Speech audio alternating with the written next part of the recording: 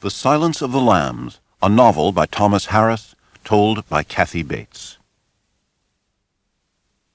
Behavioral science, the FBI section that deals with serial murder, is on the bottom floor of the Academy building at Quantico, half buried in the earth. Clarice Starling reached it flushed after a fast walk from the firing range. No one was in the outer office, so she briefly fluffed her hair using her reflection in the glass doors. She knew she could look all right without further primping. Her hands smelled of gun smoke, but there was no time to wash. Section Chief Crawford's summons said now. She found Jack Crawford alone in the cluttered suite of offices. What she saw disturbed her. Normally, Crawford, 53, looked like a fit middle-aged engineer, but now he was thin and had dark puffs under his reddened eyes. Starling hoped Crawford wasn't on the juice. That seemed most unlikely here. Crawford took her file from under his arm and opened it. Starling, Clarice M., good morning. Hello. Her smile was only polite. I hope the call didn't spook you. No. Not totally true, Starling thought. Your instructors tell me you're doing well, top quarter of the class. I hope so. They haven't posted anything. I ask them from time to time. That surprised Starling. She had written the man off as a two-faced son of a bitch. She had met Special Agent Crawford when he was a guest lecturer at the University of Virginia. The quality of his criminology seminars was a factor in her coming to the Bureau. She wrote him a note when she qualified for the Academy, but he never replied, and for the 3 months she had been a trainee at Quantico, he had ignored her. Starling came from country people who do not ask for favors or press for friendship, but she was puzzled and regretful at Crawford's behavior. Now, in his presence, she liked him again, she was sorry to note. Starling, you put down in your file that you want to come directly to behavioral science when you get through with the Academy. I do. You have a lot of forensics, but no law enforcement background. We look for 6 years minimum. My father was a marshal. I know the life. Crawford smiled a little. What you do have is a double major in psychology and criminology and 2 summers working in a mental health center. Your counselor's license, is it current? It's good for 2 more years. I got it before you had the seminar at UVA, before I decided to do this. You got stuck in the hiring freeze. I was lucky, though. I found out in time to qualify as a forensic fellow. Then I could work in the lab until the Academy had an opening. You wrote to me about coming here, and I don't think I answered. I know I didn't. I should have. Do you know about VICAP? I know it's the Violent Criminal Apprehension Program. The Law Enforcement Bulletin says you're working on a database, but you aren't operational yet. We've developed a questionnaire. It applies to all the known serial murderers in modern times. He handed her a thick sheaf of papers in a flimsy binding. Clarice Starling's self-interest snuffled ahead like a keen beagle. She smelled a job offer coming. Getting into behavioral science in any capacity she could was tempting. Do you spook easily, Starling? Not yet. See, we've tried to interview and evaluate all the known serial murderers we have in custody in order to build a database for psychological profiling in unsolved cases. Most of the subjects went along with it, but we haven't been able to get the one man we want the most. I want you to go after him tomorrow. Clarice Starling felt a glad knocking in her chest, and some apprehension, too. Who's the subject? The psychiatrist, Dr. Hannibal Lecter. Starling looked at Crawford steadily. Hannibal the cannibal, she said. Yes, well, I'm glad of the chance, but you have to know I'm wondering, why me? Mainly because you're available. I don't expect him to cooperate. He's already refused through an intermediary, the director of the hospital, but I have to be able to say our qualified examiner went to him and asked him personally. I don't have anyone else. You're jammed, Buffalo Bill and the things in Nevada, Starling said. You got it. Not enough warm bodies. Any bearing on a current case? No, I wish there were. If he balks on me, do you still want a psychological evaluation? No, I'm waist-deep in inaccessible patient evaluations of Dr. Lecter, and they're all different. Crawford mixed an Alka-Seltzer at the water cooler. It's ridiculous, you know. Lecter writes for the psychiatric journals himself. Extraordinary stuff. But it's never about his own little anomalies. Once he pretended to cooperate with the hospital director, Dr. Chilton, in some tests.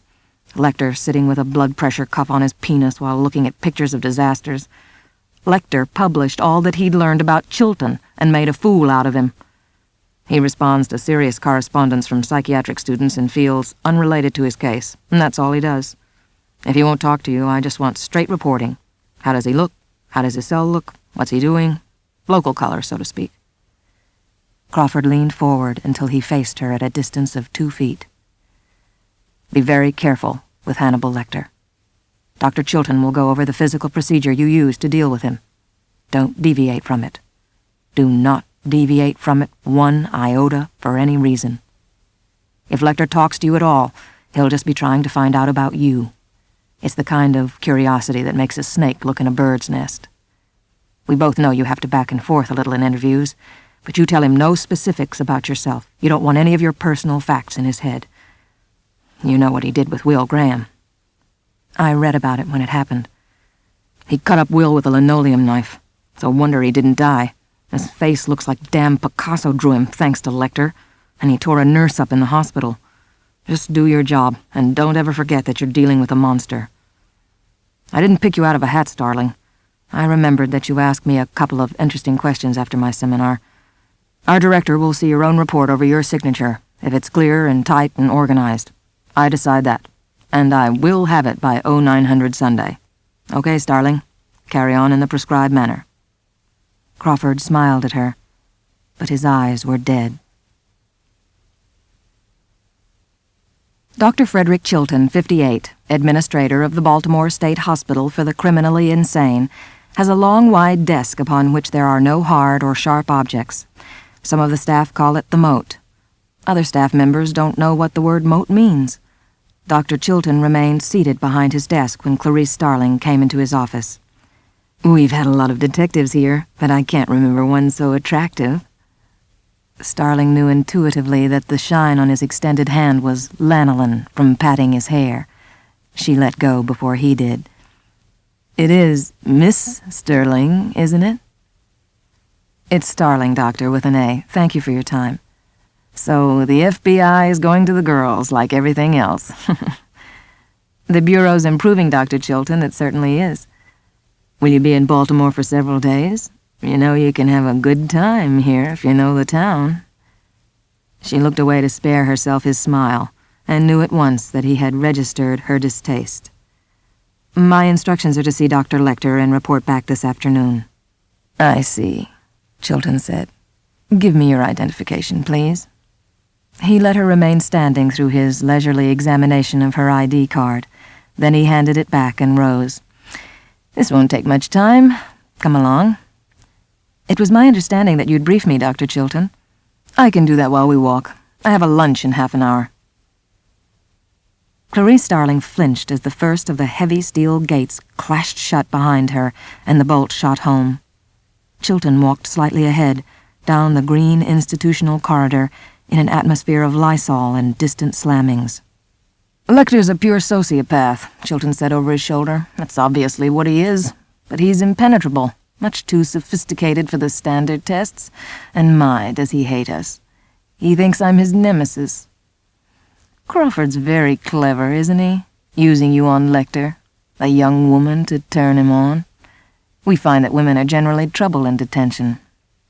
Fuck off, Chilton, she said to herself. I graduated from the University of Virginia with honors, Doctor. It's not a charm school. Then you should be able to remember the rules. Do not reach through the bars. Do not touch the bars.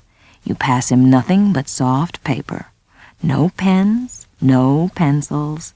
He has his own felt-tipped pens some of the time.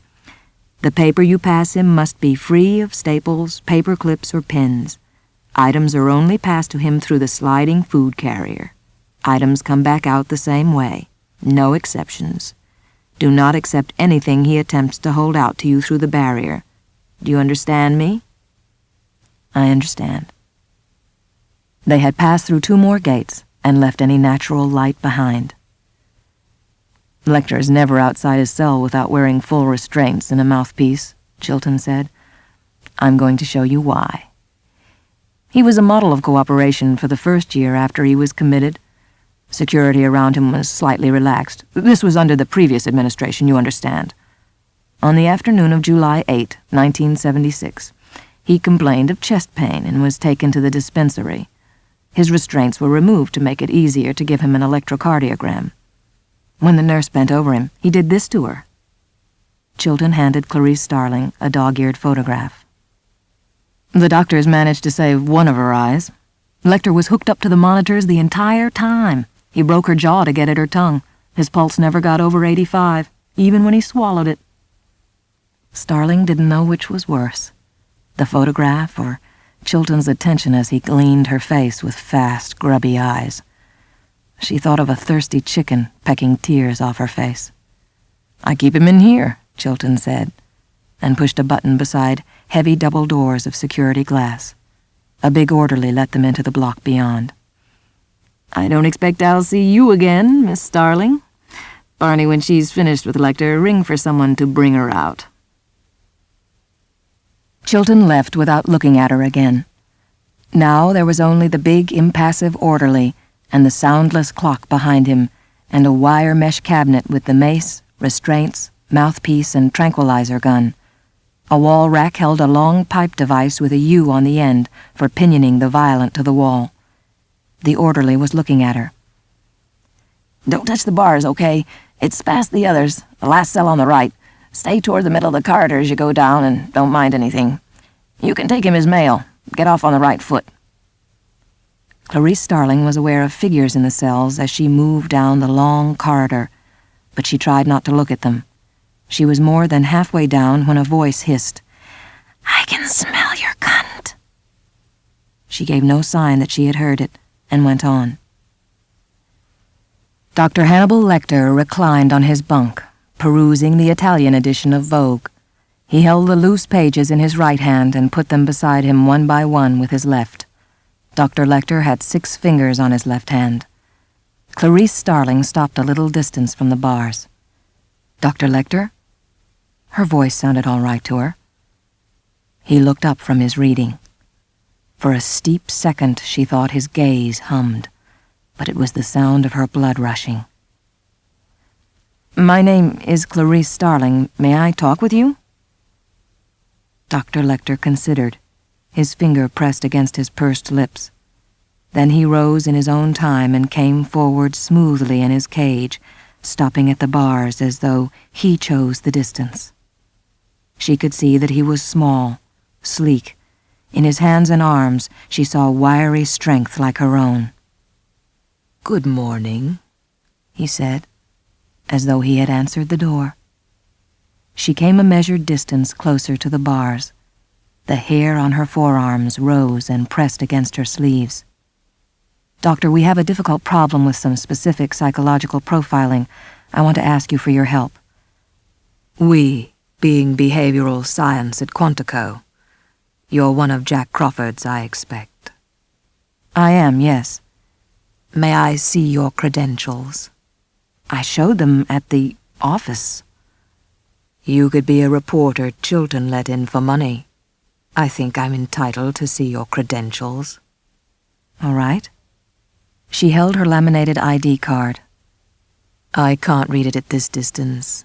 Send it through, please." "I can't." "Because it's hard." "Yes." "Ask Barney." The orderly came and considered. "Dr. Lecter, I'll let this come through, but if you don't return it when I ask you to, if we have to bother everybody and secure you to get it, then I'll be upset. If you upset me, you'll have to stay bundled up until I feel better toward you. Meals through the tube, dignity pants changed twice a day, the works. And I'll hold your mail for a week. Got it?" "Certainly, Barney." The card rolled through on the tray, and Dr. Lecter held it to the light. "A trainee? Jack Crawford sent a trainee to interview me?"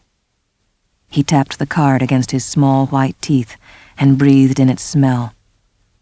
"Dr. Lecter?" "Of course." He put the card back in the tray carrier, and Barney pulled it through. "I'm still in training at the academy, yes, but we're not discussing the FBI. We're talking about psychology. Can you decide for yourself if I'm qualified in what we talk about?" That's rather slippery of you. did Mig say to you? Who? Multiple Migs in the cell down there.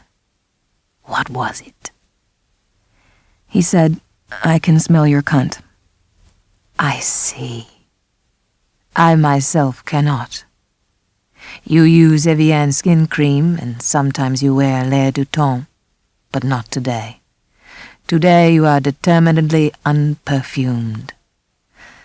How do you feel about what Mig said? I'm sorry he's disturbed. Beyond that, he's just noise. How did you know about the perfume? A puff from your bag when you got out your card. Your bag is lovely. Thank you. You brought your best one, didn't you? Yes. It was true. She had saved for the classic casual handbag, and it was the best item she owned.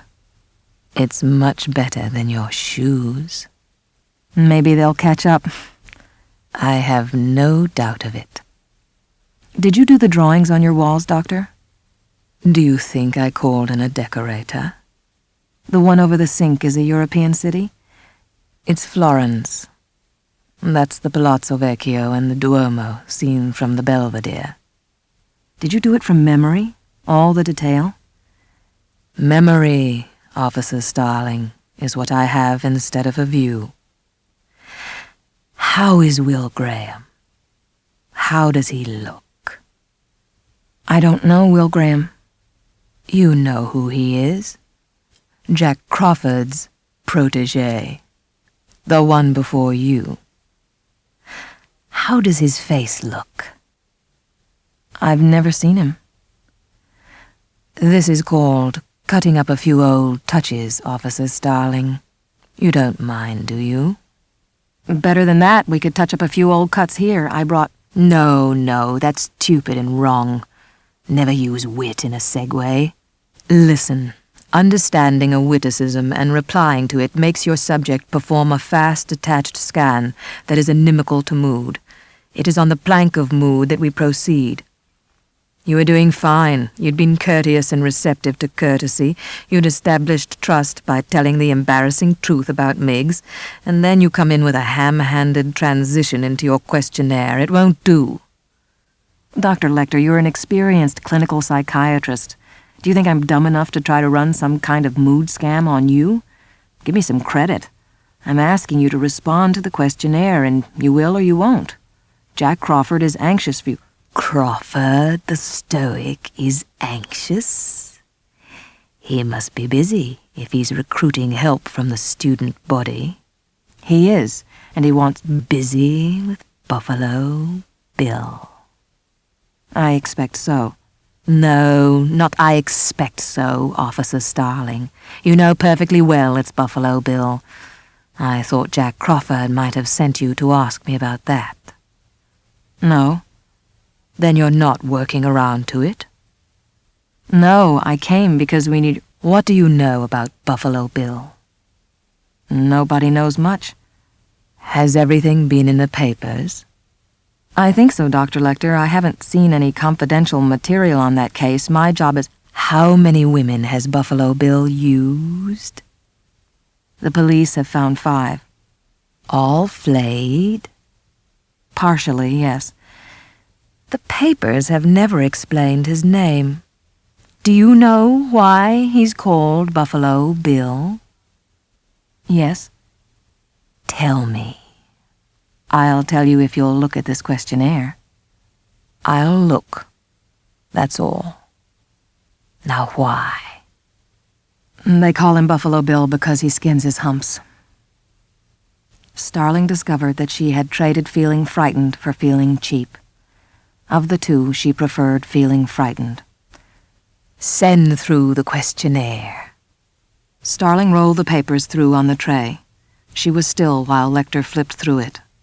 He dropped it back in the carrier. Oh, Officer Starling, do you think you can dissect me with this blunt little tool? No, I think you can provide some insight and advance this study. You'd like to quantify me, Officer Starling. You're so ambitious, aren't you? Do you know what you look like to me with your good bag and your cheap shoes? You look like a rube. You're a well-scrubbed, hustling rube with a little taste. Your eyes are like cheap birthstones, all surface shine when you stalk some little answer. And you're bright behind them, aren't you? Desperate not to be like your mother. Good nutrition has given you some length of bone, but you're not more than one generation out of the mines, Officer Starling. Is it the West Virginia Starlings or the Okie Starlings, officer? It was a toss-up between college and the opportunities in the Women's Army Corps, wasn't it? Starling raised her head to face him. You see a lot, Dr. Lecter. I won't deny anything you've said. But here's the question you're answering for me right now, whether you mean to or not. Are you strong enough to point that high-powered perception at yourself? It's hard to face. I found that out in the last few minutes. How about it? Look at yourself and write down the truth. What more fit or complex subject could you find? Or maybe you're afraid of yourself. You're tough, aren't you, Officer Starling? Reasonably so, yes. And you'd hate to think you were common. Wouldn't that sting? My. Well, you're far from common, Officer Starling. All you have is fear of it. I've been thinking about Valentine's Day, only a week away. I could make you very happy on Valentine's Day, Clarice Starling. How, Dr. Lecter? By sending you a wonderful valentine. I'll have to think about it. Now, please excuse me. Goodbye, Officer Starling. And the study? A census taker tried to quantify me once. I ate his liver with some fava beans and a big amarone. Go back to school, little Starling. Hannibal Lecter, polite to the last, did not give her his back. He stepped backward from the barrier before he turned to his cot again, and lying on it, became as remote from her as a stone crusader lying on a tomb. She took longer than necessary to put the papers back in her briefcase because she didn't immediately trust her legs. Starling was soaked with the failure she detested. She started back down the corridor feeling empty, as though she had given blood. Close beside her, Mig's voice. I bit my wrist so I can die. See how it bleeds. Startled, she turned to look into the cell, saw Miggs flick his fingers and felt the warm spatter on her cheek. She moved away from him, registering that it was semen, not blood, and that Lecter's voice was calling to her. She stopped. What in God's name do I want this bad? She thought. Clarice Starling stood in front of Lecter's cell and knew that he could smell it on her. He could smell everything.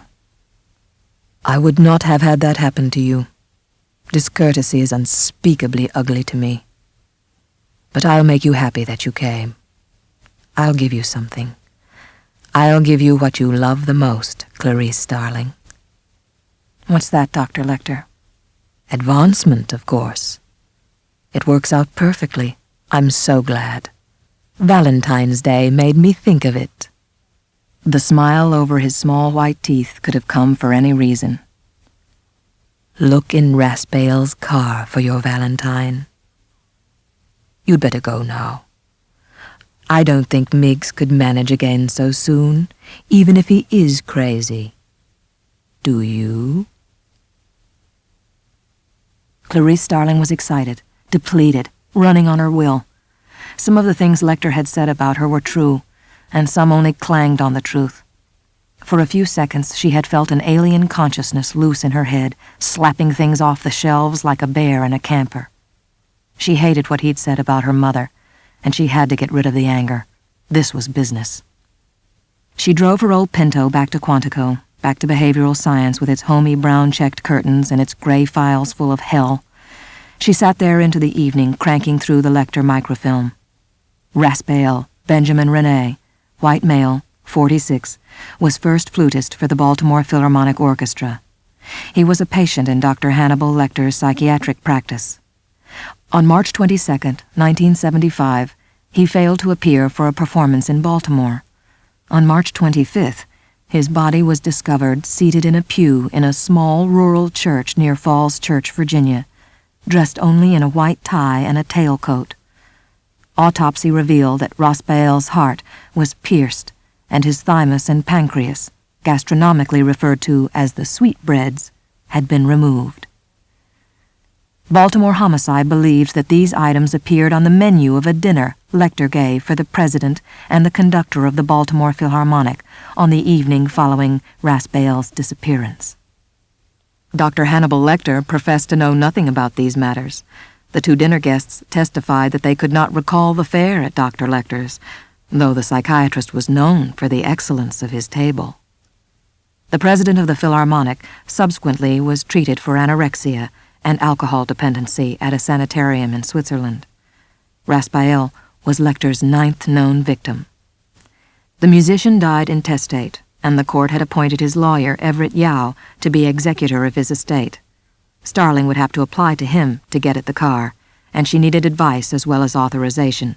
She dialed Crawford's home number. "Jack Crawford?" "This is Clarice Starling. I hope you weren't eating dinner." She had to continue into silence. "Lecter told me something about the Raspail case today. I'm in the office following it up. He tells me there's something in the musician's car. I wanted to ask you if—" "Starling, do you have any recollection of what I told you to do with the Lecter information?" "Give you a report by 0900 Sunday." "Do that, Starling. Do just exactly that." The dial tone stung in her ear. Starling, scrubbed shiny and wearing her FBI Academy nightgown, was working on the second draft of her report when her dormitory roommate, Ardelia Mapp, came in from the library. Mapp's broad, brown, eminently sane countenance was one of the more welcome sights of her day. Ardelia Mapp saw the fatigue in her face. "What did you do today, girl?" Mapp always asked questions as if the answers could make no possible difference. "Wheedled a crazy man with cum all over me. I wish I had time for a social life. I don't know how you manage it. In school, too." Starling found that she was laughing. Ardelia Mapp laughed with her, as much as the small joke was worth. On Monday morning, Clarice Starling found the following message from Crawford. CS, : "Proceed on the Raspail car. On your own time. Report Wednesday, 1600 hours. The director got your Lecter report over your signature. You did well." Starling felt pretty good. She knew Crawford was just giving her an exhausted mouse to bat around for practice, but he wanted to teach her. He wanted her to do well. For Starling, that beat courtesy every time. Raspail had been dead for 8 years. It seemed unlikely that his estate would have held on to the car, or that any evidence could have lasted that long. There was also the problem of time. Counting her lunch breaks and study periods over the next 3 days, Starling had a total of 3 hours and 45 minutes to trace the vehicle. During her Monday lunch, personnel at the Baltimore County Courthouse confirmed that permission had been granted for the sale of the Raspail auto and gave Starling the make and serial number of the car, as well as the name of a subsequent owner. On Tuesday, she wasted half her lunch hour trying to chase down the car. By Wednesday afternoon, as Starling sat in a phone booth during her study period, a voice of the Arkansas hills confirmed that the Raspail automobile had been stripped and pressed into a cube at his salvage yard. "Shithouse mouse," thought Starling, not entirely out of her own country accent. "Dead end. Some Valentine." Starling rested her head against the cold coin box in the telephone booth. Ardelia Mapp, her books on her hip, pecked on the door of the booth and handed in an orange crush. "Much obliged, Ardelia. I gotta make one more call. If I can get done with that in time, I'll catch up with you in the cafeteria, okay?" "I was so in hopes you'd overcome that ghastly dialect," Mapp said. "Books are available to help you. I never use the colorful patois of my housing project anymore. You come talking that much mouth, people say you eat up with a dumbass, girl." Mapp closed the phone booth door. Later that afternoon, Starling was back in Jack Crawford's office. "Your friend Miggs is dead," he said. "Swallowed his tongue sometime before daylight. Chilton thinks Lecter suggested it to him. It seems the overnight orderly heard Miggs and Lecter talking softly. Did you tell me everything, Starling? Yes, sir. Between the report and my memo, there's everything, almost verbatim. She felt numb, and she had to handle it. Chilton called up to complain about you. Crawford waited, and seemed pleased when she didn't ask why. I told him I found your behavior satisfactory. Crawford laced his fingers over his stomach and compared his thumbs. Lecter asked you about me, didn't he? He asked if you were busy. I said yes. You don't think I traded some kind of gossip and that's why he talked to me? No, I'm satisfied. Next item. You thought something, or proceed to the next item, Starling. Lecter's hint about Raspail's car is a dead end. It was mashed into a cube and sold for recycling. Why do you think the car Raspail drove was his only automobile? It was the only one registered. He was single, I assumed. You assumed, Starling? He leaned back, pleased. Raspail collected old cars. Did you know that? No. Does the estate still have them? I don't know. Do you think you could manage to find out? Yes, I can. Where would you start? His executor. Everett Yao, Crawford said. A lawyer in Baltimore, I seem to remember. Tell you what, I'll advise the Baltimore field office you'll be up there. Saturday, Starling. On your own time. It was almost dark. Starling's day as an investigator was nearly gone, and she didn't have another day to replace it. The lost time was not Everett Yao's fault. Returning in the rainy, late afternoon from a week-long business trip, the Baltimore lawyer had come directly from the airport to meet Starling at the mini-storage facility. Starling was enjoying the use for one day of an F.B.I. motor pool Plymouth with a cellular telephone, and she had a new ID card provided by Crawford. It simply said, Federal Investigator, and expired in a week. It doesn't appear to have been opened since I was here 5 years ago, he said. You see the impression of my notary seal here in the plastic. Yao held the flashlight and umbrella in the early dark, while Starling took a picture of the lock and seal. Yao tried a key. The locks may be frozen, at least this one's very stiff. Starling was glad to see that the padlocks were big chrome American standards. They looked formidable, but she knew she could pop the brass cylinders with a sheet metal screw and a claw hammer. When she was a child, her father had shown her how burglars did it. The locks released, but the door would not come up. Starling lifted on the handle until bright spots danced before her eyes.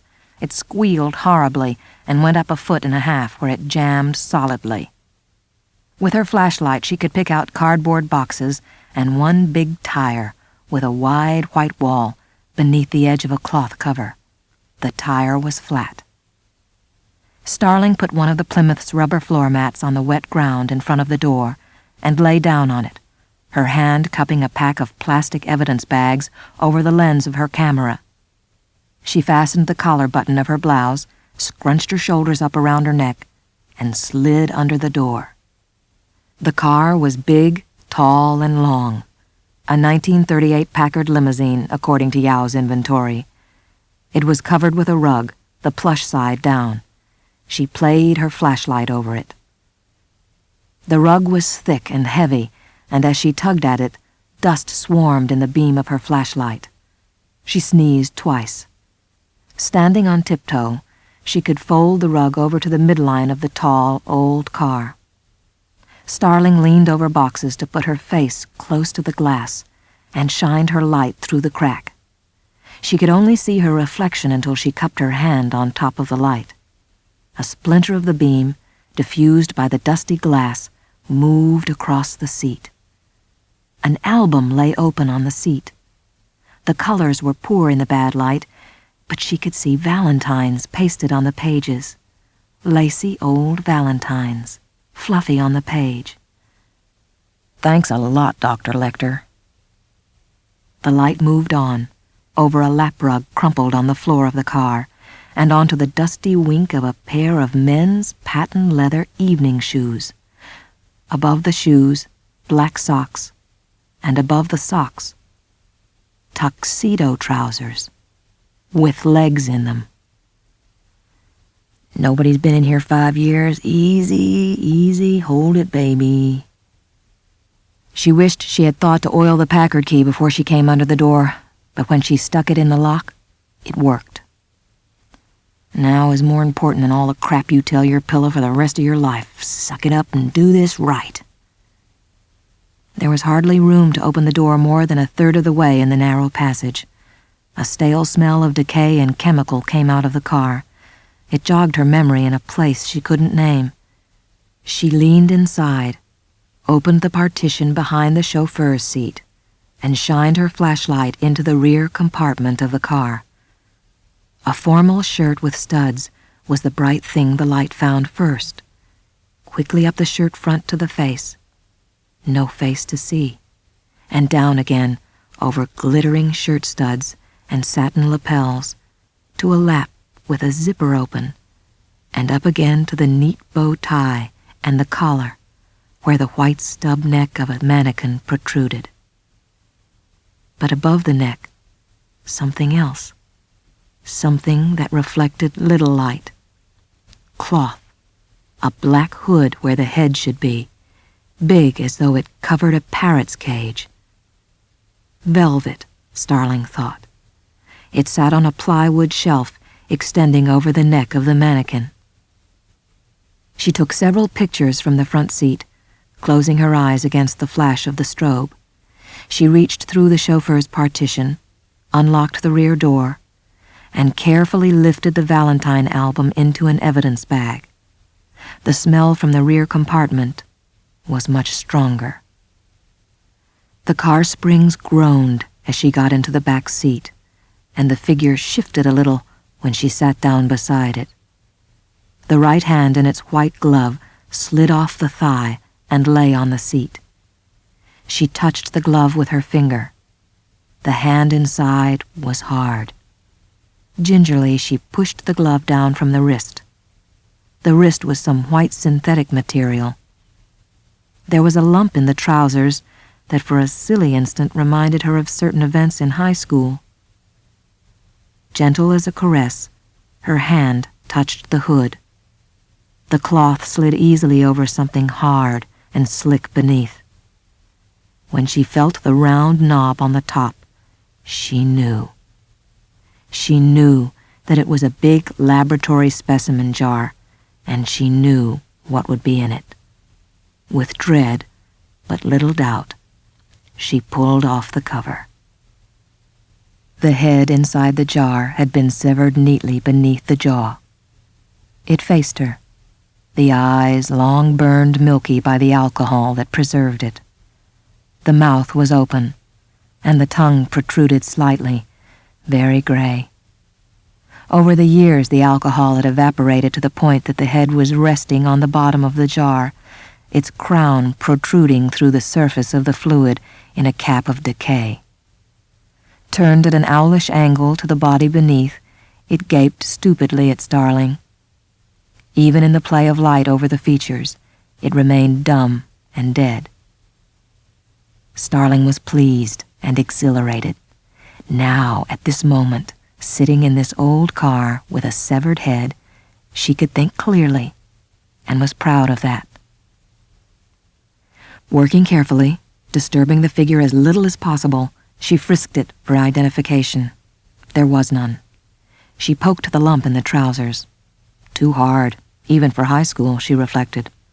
She spread the fly with her fingers and shined her light inside, illuminating a dildo of polished inlaid wood. Good-sized one, too. She wondered if she was depraved. Carefully, she rotated the jar and examined the sides and back of the head for wounds. There were none visible. Contemplating the face again, she believed she learned something that would endure.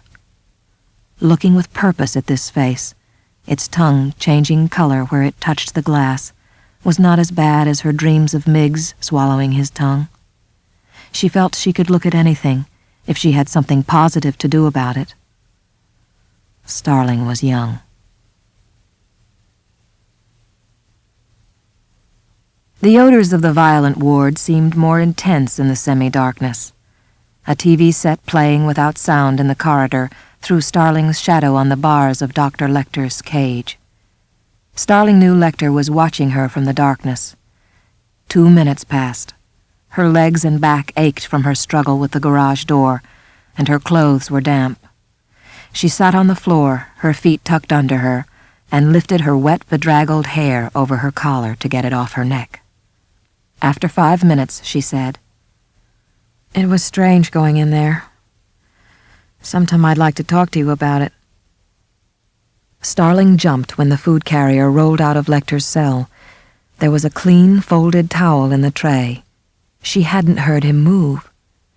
She looked at it, and with a sense of falling, took it and toweled her hair. "Thanks." "Why don't you ask me about Buffalo Bill?" Lecter's voice was close, at her level. He must be sitting on the floor, too. "Do you know something about him?" "I might, if I saw the case file." "I don't have that case. Now, Dr. Lecter, please tell me about the person in the Packard." "You found an entire person?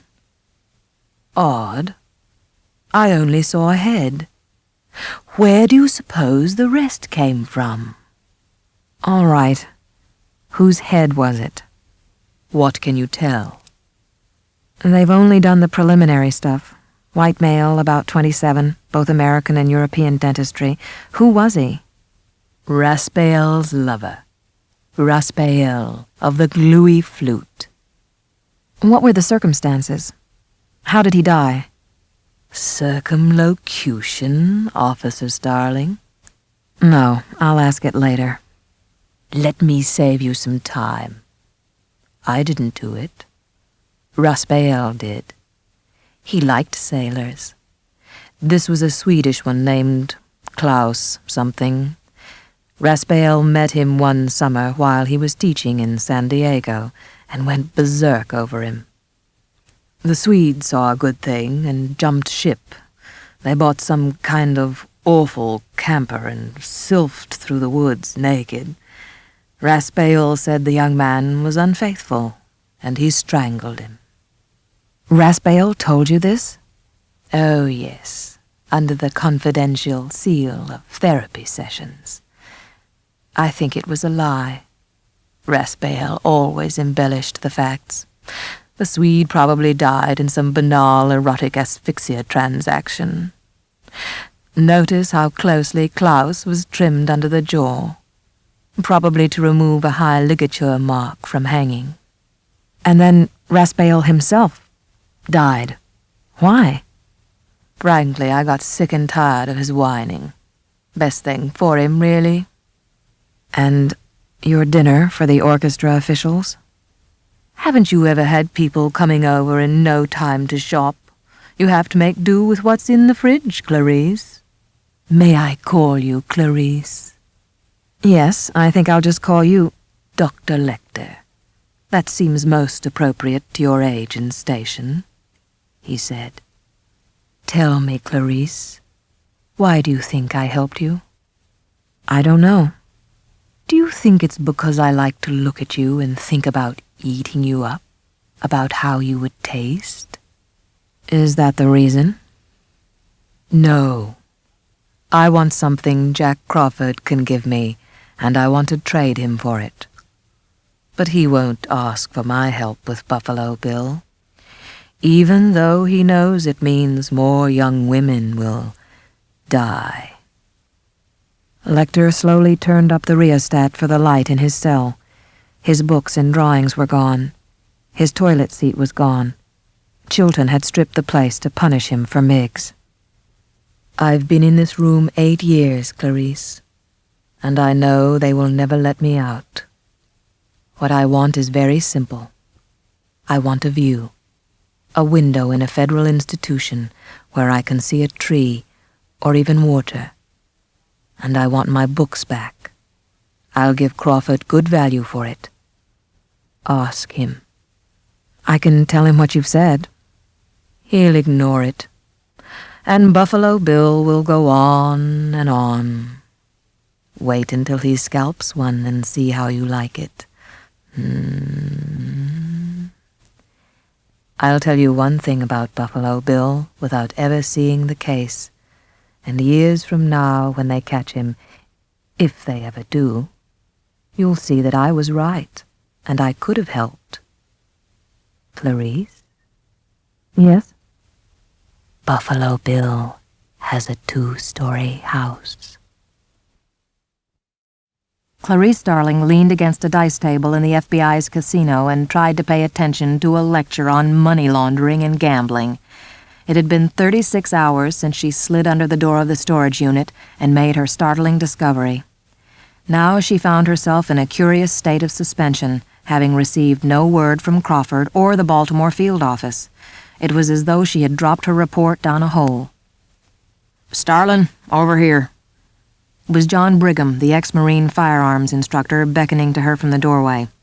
"Saddle up. You're going with Jack Crawford today. Take stuff for overnight." He was carrying the big fingerprint kit from the property room in a small canvas bag.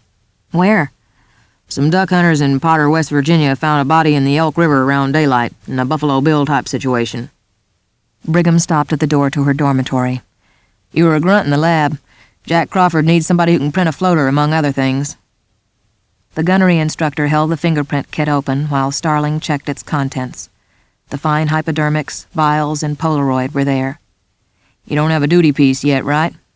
"No." "You gotta have a full kit, speed loader and all. This is the rig you've been wearing on the range. The gun is my own. It's the same type Smith & Wesson you've trained with. You got some aptitude, Starling. If you have to shoot, you can shoot. I know it, and so do you. Listen, there's no head in the blue canoe, so go to the bathroom while you got the chance. I'll be in a car behind this wing in 10 minutes flat. Chop chop, Starling." She tried to ask him a question, but he was already out the door. Has to be Buffalo Bill if Crawford's going himself.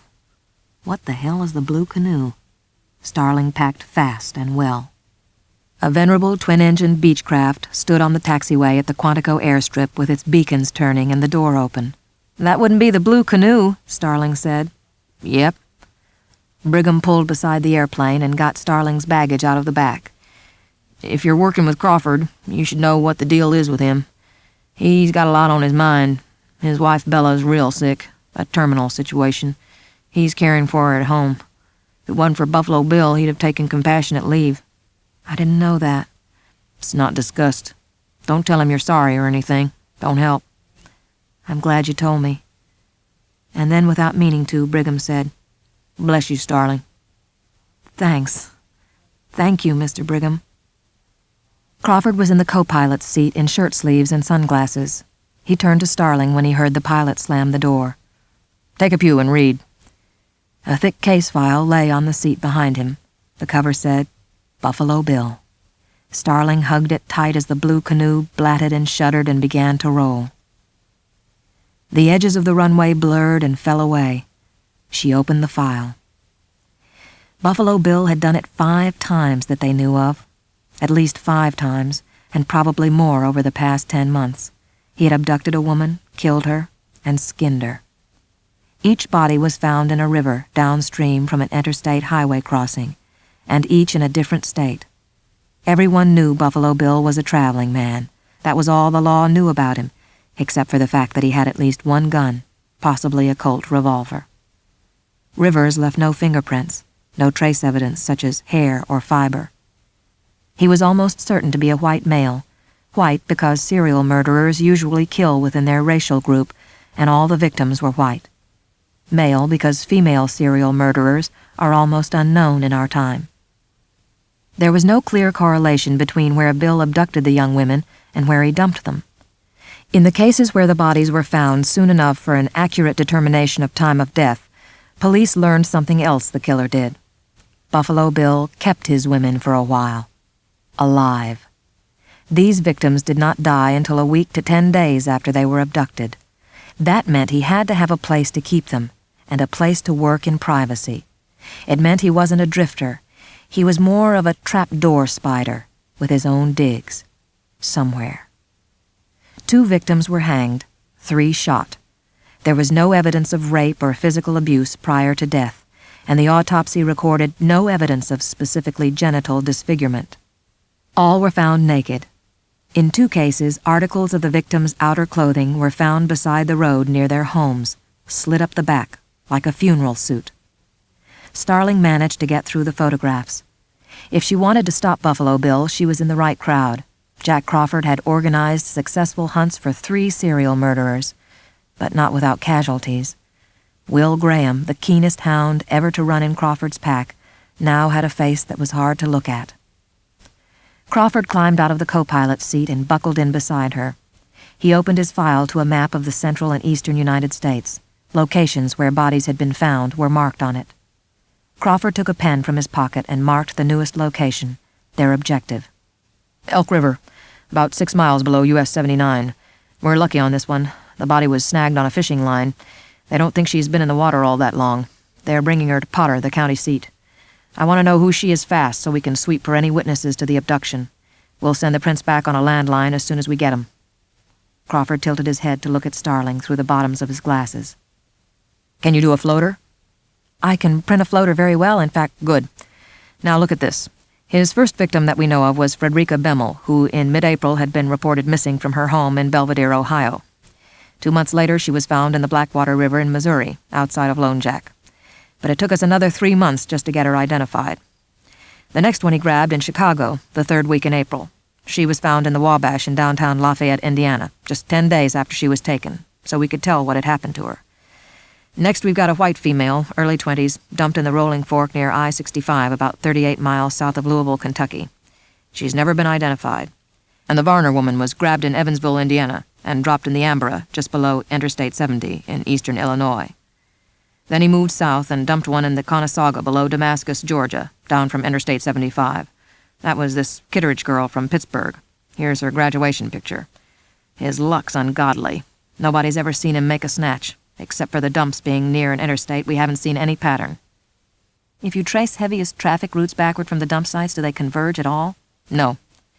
What if you postulate that he's making a drop-off and a new abduction on the same trip? Starling asked, carefully avoiding the forbidden word assume. That's a good idea. If he is doing both things in one trip, he's zigging around. We run computer simulations, first with him westbound on the interstates, then eastbound, then various combinations with the best dates we can put on the dumps and abductions. You put it in the computer and smoke comes out. He lives in the east, it tells us. He's not in a moon cycle, it tells us. No convention dates in the cities correlate, and he's definitely too careful to be considered a suicide. No, he's seen us coming. Clarice Starling's stomach lifted as the airplane started its descent for landing. Couple of things, Starling. I look for first-rate forensics from you, but I need more than that. You don't say much, and that's okay, neither do I. But don't ever feel you've got to have a new fact to tell me before you can bring something up. There aren't any silly questions. You'll see things that I won't, and I want to know what they are. Maybe you've got a knack for this. All of a sudden, we've got this chance to see if you do. Listening to him with her expression properly wrapped, Starling wondered how long Crawford had known he'd use her on this case. How hungry for a chance he had wanted her to be. The pilot lifted an earphone and spoke over his shoulder. Final approach, Jack. You staying back there? Yeah. School's out, Starling. In the private parking lot behind the Potter funeral home, where the hearses waited, 2 young deputies and 1 old one stood with 2 state troopers under a bare elm. It was not cold enough for their breath to steam. Starling looked at these men as the cruiser pulled into the lot. The deputies watched her sidelong as she passed. One said, "Ma'am?" She gave them a nod and a smile of the correct dim wattage as she went to join Crawford on the back porch. They had moved into the funeral home's dim back corridor. So in an embalming room, with cabbage roses in the wallpaper and a picture molding beneath its high ceiling, in a white frame house of a type she understood, Clarice Starling met with her first direct evidence of Buffalo Bill. The bright green body bag, tightly zipped, was the only modern object in the room. It lay on an old-fashioned porcelain embalming table, reflected many times in the glass panes of cabinets holding trokers and packages of rock-hard cavity fluid. Crawford went to the car for the fingerprint transmitter, while Starling unpacked her equipment on the drain board of a large double sink against the wall. Too many people were in the room, several deputies, the chief deputy, all had wandered in with them and showed no inclination to leave. It wasn't right. Why didn't Crawford come on and get rid of him? Clarice Starling, standing at the sink, needed now a prototype of courage more apt and powerful than any Marine parachute jump. The image came to her and helped her, but it pierced her too. Her mother, standing at the sink, washing blood out of her father's hat, running cold water over the hat, saying, "We'll be all right, Clarice. Tell your brothers and sister to wash up and come to the table. We need to talk, and then we'll fix her supper." Starling took off her scarf and tied it over her hair like a mountain midwife. She took a pair of surgical gloves out of her kit. When she opened her mouth for the first time in Potter, her voice had more than its normal twang, and the force of it brought Crawford to the door to listen.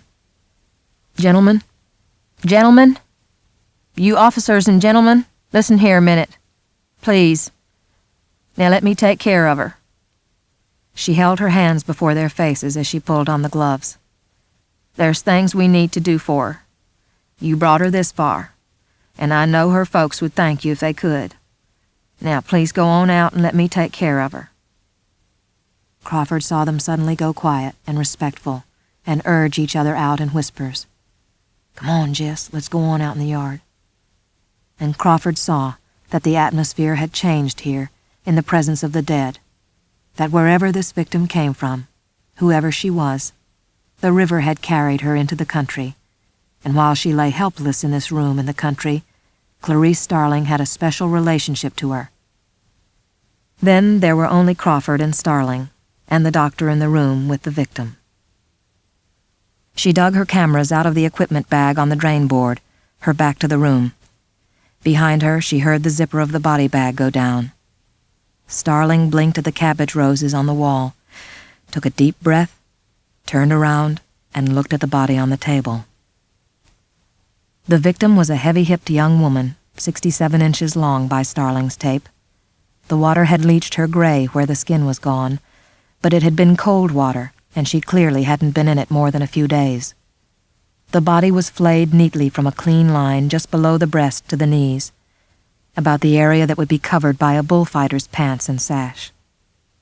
Her breasts were small, and between them, over the sternum, was the apparent cause of death, a ragged, star-shaped wound a hand's breadth across. Her round head was peeled to the skull, from just above the eyebrows and ears to the nape. "Dr. Lecter said he'd start scalping," Starling said. Crawford stood with his arms folded while she photographed the body. "What do you see, Starling?" "Well, she's not a local. Her ears are pierced 3 times each, and she wore glitter polish. Looks like town to me. She's got maybe 2 weeks or so hair growth on her legs. And see how soft it's grown in? I think she got her legs waxed. Armpits, too. Look how she bleached the fuzz on her upper lip. She was pretty careful about herself, but she hasn't been able to take care of it for a while." "What about the wound?" "I don't know. I would have said a gunshot exit wound, except that it looks like part of an abrasion collar and a muzzle stamp at the top there." "Good, Starling. It's a contact entrance wound over the sternum. The explosion gases expand between the bone and the skin and blow out the star around the hole." "She's got 2 nails broken off here on the left hand," Starling continued. "They're broken back up in the quick, and it looks like dirt or some hard particles driven up under some of the others." "Take samples of the grit and a couple of flakes of nail polish," Crawford said. Lamar, a lean funeral home assistant with a whiskey bloom in the middle of his face, came in while she was doing it. "You must have been a manicurist one time," he said. They were glad to see the young woman had no fingernail marks in her palms, an indication that, like the others, she had died before anything else was done to her. "You want to print her face down, Starling?" Crawford said. "Be easier." "Let's do teeth first, and then Lamar can help us turn her over."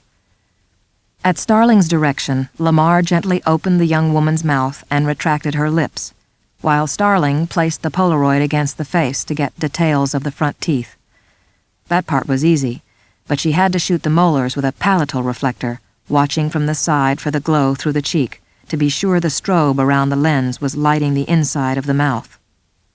Starling watched the first Polaroid print of the molars develop. "She's got something in her throat," Starling said. Crawford looked at the picture. It showed a dark, cylindrical object just behind the soft palate. "Give me the flashlight." "When a body comes out of the water, a lot of times there's like leaves and things in the mouth," Lamar said, helping Crawford to look. Starling took some forceps out of her bag. She looked at Crawford across the body. He nodded. It only took her a second to get it. "What is it, some kind of seed pod?" Crawford said. "No, sir. That's a bug cocoon," Lamar said. He was right. Starling put it in a jar and continued her work. Face down, the body was easy to fingerprint. Starling had been prepared for the worst, but none of the tedious and delicate injection methods or finger stalls were necessary. 2 triangular pieces of skin were missing from high on the shoulders. Starling took pictures. She felt the urge to say something before they zipped up the bag, to make a gesture or express some kind of commitment. In the end, she just shook her head and got busy packing the samples into her case. By the time Starling had finished taping a memo to the pathologist across the zipper of the body bag, Crawford's fingerprint transmitter was clicking on the office desk. "Drop me at the lab, Jeff," Crawford told the driver. "Then I want you to wait for Officer Starling at the Smithsonian. She'll go on from there to Quantico." "Yes, sir." They were crossing the Potomac River coming into downtown Washington from the airport. Crawford was not in a good humor. 9 hours had passed since he transmitted the fingerprints and pictures of the victim, and she remained unidentified. "I'll post the hotline and latent descriptor index when I take your prints up to ID," Crawford said. The latent descriptor index in the identification section's computer compares the characteristics of a crime under investigation to the known proclivities of criminals on file. When it finds pronounced similarities, it suggests suspects and produces their fingerprints. Then a human operator compares the file fingerprints with latent prints found at the scene. There were no prints yet on Buffalo Bill, but Crawford wanted to be ready. "You draft me an insert for the file. Do you know how to do it?" Crawford said. "I know how." "Pretend I'm the index. Tell me what's new." "The system requires brief, concise statements." Starling tried to come up with some. "White female, late teens or early 20s, shot to death, lower torso and thighs flayed." "Starling, the index already knows he kills young white women and skins their torsos. It already knows he dumps them in rivers. It doesn't know what's new here. What is new, Starling?" "This is the 6th victim, the first one scalped, the first one with triangular patches taken from the back of the shoulders, the first one shot in the chest, the first one with a cocoon in her throat." "You forgot broken fingernails." "No, sir, she's the second one with broken fingernails." "You're right. Listen, in your insert for the file, note that the cocoon is confidential. We'll use it to eliminate false confessions." "I'm wondering if he's done that before, placed a cocoon or an insect," Starling said. "It would be easy to miss in an autopsy, especially with a floater. You know, the medical examiner sees an obvious cause of death. It's hot in there and they want to get through. Can we check back on that?" "I'll do it if I have to, but we'll see what you find out of the Smithsonian before I decide." "Scalping. That's rare, isn't it?" "Uncommon, yes," Crawford said. "But Dr. Lecter said Buffalo Bill would do it. How did he know that?" "He didn't know it." "He said it, though." "It's not a big surprise, Starling. Certainly not to me. I should have said that scalping was rare until the Mengel case. Remember him? He scalped that woman. There were 2 or 3 copycats after that. The papers, when they were playing around with the Buffalo Bill tag, emphasized more than once that this killer didn't take scalps. It's no wonder after that. He probably follows his press. Lecter was guessing. He didn't say when it would happen, so he could never be wrong. If we caught Bill and there was no scalping, Lecter could say we got him just before he did it." "Dr. Lecter also said Buffalo Bill lives in a 2-story house. We never got into that. Why do you suppose he said it?" "That's not a guess. He's very likely right, and he could have told you why, but he wanted to tease you with it. It's the only weakness I ever saw in him. He has to look smart, smarter than anybody. He's been doing it for years." "You said ask if I don't know. Well, I have to ask you to explain that." "Okay. 3 of the victims were hanged, right? As Dr. Lecter knows from personal experience, darling, it's very hard for one person to hang another against their will. So the way it's done is in a stairwell. You tell the victim you're taking them up to use the bathroom, whatever. Walk them up with a hood on, slip the noose on, and boot them off the top step with the rope fastened to the landing railing. It's the only good way in a house. Fellow in California popularized it. If Bill didn't have a stairwell, he'd kill them another way. Jeff, you can let me out here." She watched him walk away, a middle-aged man, laden with cases and rumpled from flying, his cuffs muddy from the riverbank, going home to what he did at home, going home to Bella. She would have killed for him then. That was one of Crawford's great talents. The Smithsonian's Museum of Natural History had been closed for hours, but Crawford had called ahead, and a guard waited to let Clarice Starling in the Constitution Avenue entrance. Starling followed the guard through a dim maze of corridors, walled high with wooden cases of specimens. Only the small labels revealed their contents. She was in the heart of entomology, on a rotunda gallery high above the great stuffed elephant. There she found the office with lights on and the door open. "Time, Pilch, let's go here, time!" Starling stopped in the doorway. Two men sat at a laboratory table playing chess. Both were about 30, one black-haired and lean, the other pudgy with wiry red hair. They appeared to be engrossed in the chessboard. If they noticed Starling, they gave no sign. "I have the specimen Special Agent Crawford called about." "I can't imagine why we didn't hear your siren," the pudgy one said. "We're waiting all night here to identify a bug for the FBI. Bugs are all we do. Nobody said anything about Special Agent Crawford's specimen. He should show his specimen privately to his family doctor. Time, Pilch!" "I'd love to catch your whole routine another time, but this is urgent, so let's do it now. Time, Pilch." The black-haired one looked around at her, saw her leaning against the doorframe with her briefcase. When he got up, he was tall. "I'm Noble Pilcher. That's Albert Roden. You need an insect identified? We're happy to help. You are Clarice Starling. Let's see what you got." Pilcher held a small jar to the light. "This cocoon was found lodged behind the soft palate of a murder victim. I don't know how it got there. Her body was in the Elk River in West Virginia, and she hadn't been dead more than a few days." "It's Buffalo Bill. I heard it on the radio," Roden said. "So we'll do this as soon as we can," Pilcher said. "Don't worry. We're good at this. You couldn't be in better hands." He removed the brown object from the jar with a slender forceps and placed it on a sheet of white paper beneath the light. He swung a magnifying glass on a flexible arm over it. Inside the cocoon was a long insect that looked like a mummy. It was sheathed in a semi-transparent cover that followed its general outlines like a sarcophagus. The appendages were bound so tightly against the body they might have been carved in low relief. The little face looked wise. "In the first place, it's not anything that would normally infest a body outdoors, and it wouldn't be in the water except by accident," Pilcher said. "I don't know how familiar you are with insects or how much you want to hear." "Let's say I don't know diddly. I want you to tell me the whole thing." "Okay, this is a pupa, an immature insect, in a chrysalis. That's the cocoon that holds it while it transforms itself from a larva into an adult." Pilcher moved the specimen to the stage of a microscope and hunkered over it with a dental probe in his hand. "Okay, I'd say it's Lepidoptera." "It's gonna be tough if the wings are soaked. I'll pull the references," Roden said. "I guess there's no way I can keep you from talking about me while I'm gone." "I guess not." Pilcher turned away from the bright light. "It's a big family, Lepidoptera. Maybe 30,000 butterflies and 130,000 moths. I'd like to take it out of the chrysalis. I'll have to if we're going to narrow it down." "Okay. Can you do it in one piece?" "I think so. Look, it had started to emerge before it died. See? There's an irregular fracture in the chrysalis right there. This may take a little while." Pilcher spread the natural split in the case and eased the insect out.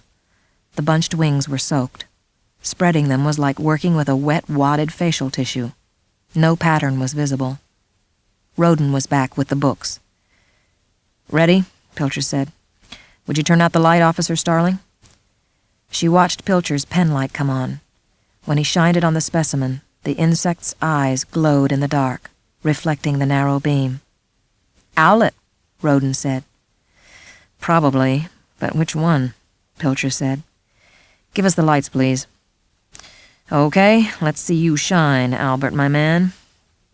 Roden's wiry red head covered the microscope. Arabus odora, Roden said at last. The black witch moth. He was already turning pages. A tropical species sometimes straying up to Canada in the fall, Roden read. Indigenous West Indies, southern U.S., considered a pest in Hawaii. Fuckola, Starling thought. Nuts, she said aloud. They're all over. But they're not all over all the time. Pilcher's head was down. He pulled at his chin. Do they double brood, Roden? Wait a second. Yeah, in extreme South Florida and South Texas. When? May and August. I was just thinking, Pilcher said. Your specimen had started fracturing its cocoon to come out. In the West Indies or Hawaii, maybe, I could understand it. But it's winter here. In this country, it would wait 3 months to come out, unless it happened accidentally in a greenhouse or somebody raised it. Raised it? How? In a cage, in a warm place with some acacia leaves for the larvae to eat until they're ready to button up in their cocoons. It's not hard to do. Is it a popular hobby? Outside professional study, do a lot of people do it? No, primarily it's entomologists trying to get a perfect specimen, maybe a few collectors. There's the silk industry, too. They raise moths, but not this kind. Entomologists must have periodicals, professional journals, people that sell equipment, Starling said. Sure, and most of the publications come here. Let me make you a bundle in the morning, Roden said. I'll see they're picked up. Thank you, Mr. Roden. Pilcher Xeroxed the references on Arabus odora and gave them to her along with the insect. I'll take you down, he said. They waited for the elevator. Most people love butterflies and hate moths, he said. But moths are more interesting, engaging. They're destructive. Some are, a lot are, but they live in all kinds of ways, just like we do. There's a moth, more than one in fact, that lives only on tears. That's all they eat or drink. What kind of tears? Whose tears? The tears of large land mammals, about our size. The old definition of moth was anything that gradually, silently eats, consumes, or wastes any other thing. It was a verb for destruction, too. Is this what you do all the time? Hunt Buffalo Bill? I do it all I can. Ardelia Mapp had left Starling's mail and half a Mound's candy bar on her bed. Across the room, Mapp was asleep. Starling carried her portable typewriter down to the laundry room, put it on the clothes-folding shelf, and cranked in a carbon set. She had organized her notes on Arabus odora on the ride back to Quantico, and she covered that quickly. Then she ate the Mounds and wrote a memo to Crawford suggesting they cross-check the entomology publication's computerized mailing lists against the FBI's known offender files and the files in the cities closest to the abductions, plus felon and sex offender files of Metro-Dade, San Antonio, and Houston, the areas where the moths were most plentiful. There was another thing, too, that she had to bring up for a second time. Let's ask Dr. Lecter why he thought the perpetrator would start taking scalps. She delivered the paper to the night duty officer and fell gratefully into her bed, the voices of the day still whispering. On the swarming dark, she saw the moth's wise little face. Those glowing eyes had looked at Buffalo Bill. Out of the cosmic hangover the Smithsonian leaves came her last thought and a coda for her day. Over this odd world, this half of the world that's dark now, I have to hunt a thing that lives on tears. In East Memphis, Tennessee, Catherine Baker Martin and her latest lover were watching a late movie on television in his apartment. Hand me my keys, Keith. I gotta check my machine to see if my mom called. Catherine got up from the couch, a tall young woman, big-boned and well-fleshed, nearly heavy, with a handsome face and a lot of clean, beautiful hair. The February evening was more raw than cold. A light fog off the river hung over the parking area. She started across it toward her front door 100 yards away. A brown panel truck parked near her apartment drew her attention. A lighted floor lamp and an overstuffed armchair stood on the asphalt next to the truck. Somebody was always moving at the Stonehenge villas. Catherine Baker Martin entered her apartment and peered out the window. A man, his arm in a sling, struggled with the chair in an effort to load it into the back of the vehicle. She went outside. "Help you with that?" "Would you? Thanks." The floor lamp lit his face from below, distorting his features, but she could see that his chin and cheeks were hairless, smooth as a woman's. He had on pressed khaki trousers and some kind of chamois shirt, unbuttoned over a freckled chest.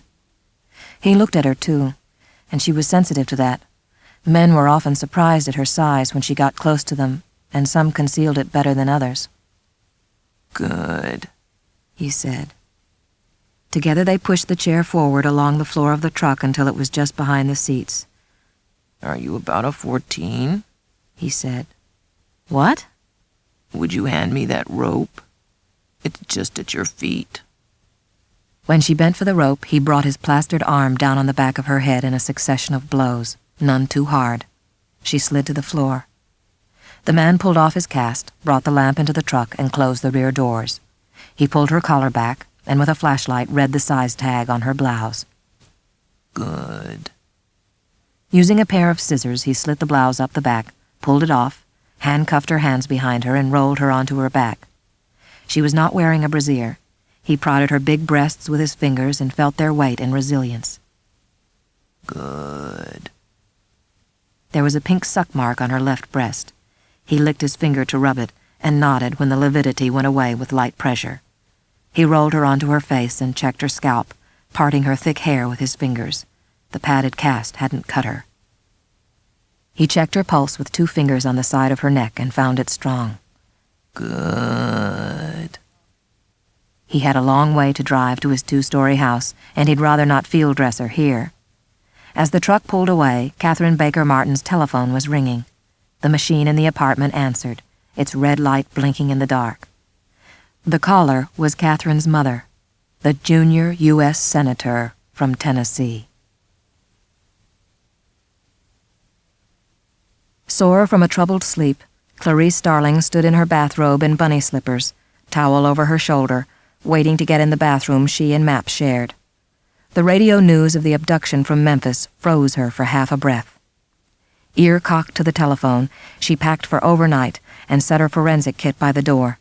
She made sure the switchboard knew she was in her room and gave up breakfast to stick by the phone. At 10 minutes to class time, with no word, she hurried off. In a sullen mood, Starling watched the 7 o'clock news with Map and a dozen other students in the recreation room. The story from Memphis was a rehash of the earlier news. Senator Martin's daughter was missing. Her blouse had been found slit up the back in the style of Buffalo Bill. No witnesses. The victim found in West Virginia remained unidentified. Special Agent Jack Crawford was on the scene. Back in their room, Map, rummaging among her many enthusiasms, lightened Starling's gloom by comparing slant rhymes in the works of Stevie Wonder and Emily Dickinson. The telephone rang. It was Crawford, calling from an airplane, his voice scratchy on the phone. "Starling, pack for 2 nights and meet me at the Smithsonian in an hour." He started talking to someone else before he punched off. Once again, the guard took Clarice Starling to the 2nd level above the Smithsonian's great elephant. Crawford was waiting there, his hands in the pockets of his raincoat. She waited for him to say something. "Catherine Martin's probably still alive," he said, "and we have maybe a week. That's at the outside. Dr. Alan Bloom, our expert on the subject of serial murderers, thinks his period is getting shorter. But this time, Starling, this time we may have a little break. We've got another insect. Come, I'll show you." They rounded the corner to the door of anthropology. She went in. 3 men in laboratory coats worked at a table in the center of the room beneath a brilliant light. In a stainless steel tray on the workbench was Klaus, the head she had found in Raspail's old Packard. "Klaus had the bug in his throat," Crawford said. "Johns Hopkins found the insect while doing the head for the Baltimore County Police. It was in the throat, just like the girl in West Virginia." "You're saying maybe Buffalo Bill killed Klaus years ago?" "Does it seem far-fetched? Too much of a coincidence?" "Right this second it does." "Let it cook a minute." "You think maybe Dr. Lecter knows exactly how Klaus died? And it wasn't Raspail? And it wasn't erotic asphyxia?" "What do you think?" I think you told me to pack for 2 days. You want me to ask Dr. Lecter, don't you? You're the one he talks to, Starling. Crawford looked so sad when he said, I figure you're game. She nodded. 2 things to begin with. First, we go on the premise that Lecter really knows something concrete. Second, we remember that Lecter looks only for fun. Never forget fun. It's his nourishment. He has to want Buffalo Bill caught while Catherine Martin's still alive. All the fun and benefits have to lie in that direction. We've got nothing to threaten him with. He's already lost his books and commode seat. Only boredom threatens him. So Dr. Lecter has to think we're coming to him strictly for theory and insight, Starling said. Correct. So there's no mention of the insect in Klaus's throat, no connection between Klaus and Buffalo Bill. No. You came back to him because you were so impressed that he could predict Buffalo Bill would start scalping. And I'm doing this late at night? That's the only time I'd give you. I should tell you the business about the bug in West Virginia will be in the morning papers. The coroner's office spilled it, so that's no secret anymore. It's an inside detail that Lecter can get from you, and it doesn't matter, really, as long as he doesn't know we found one in Klaus, too. What have we got to trade him? I'm working on that. Crawford turned and left the building. From the shower in a big bathroom with sleek Italian fixtures and an elaborate vanity loaded with cosmetics, an unearthly voice hummed in a key too high.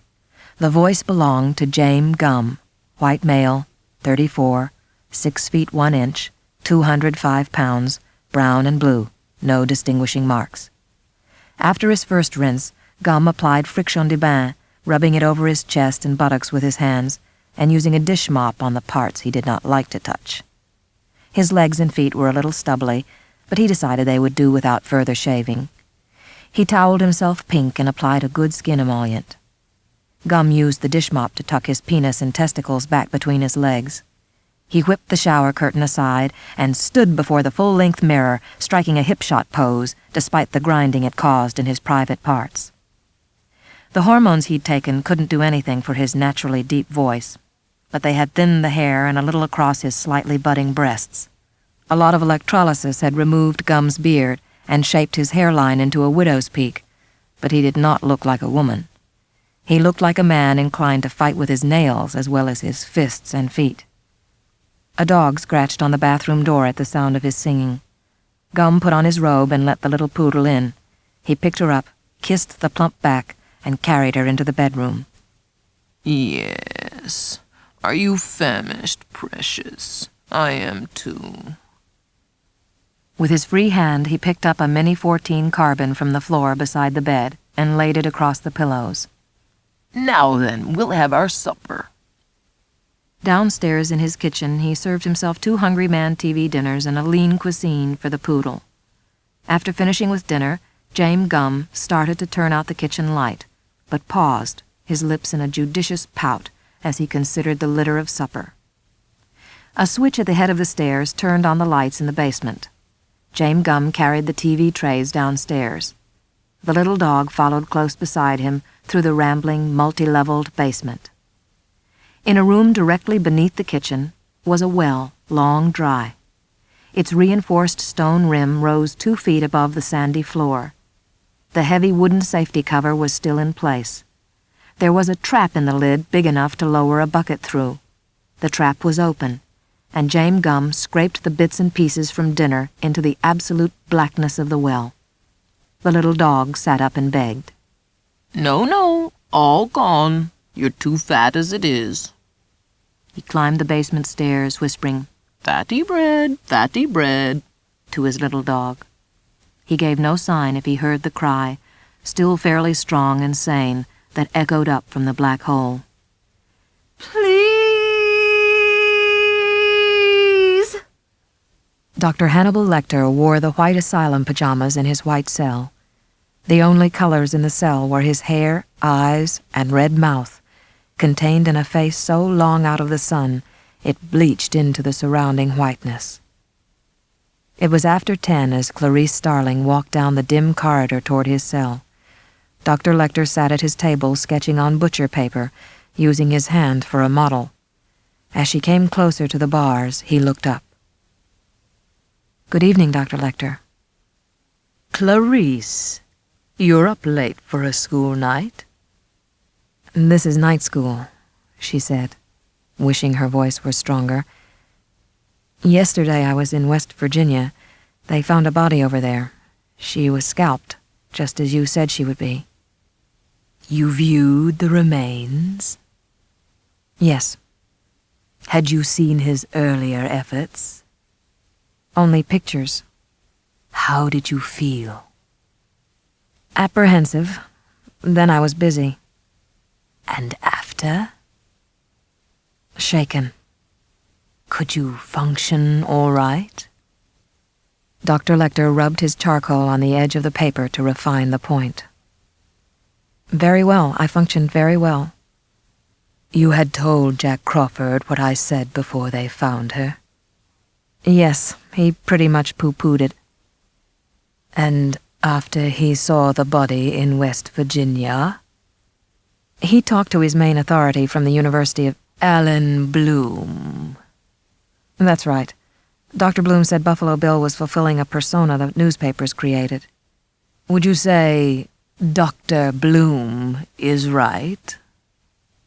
"Dr. Lecter, we have some extraordinary circumstances here and some unusual opportunities." "For whom?" "For you, if we save this woman.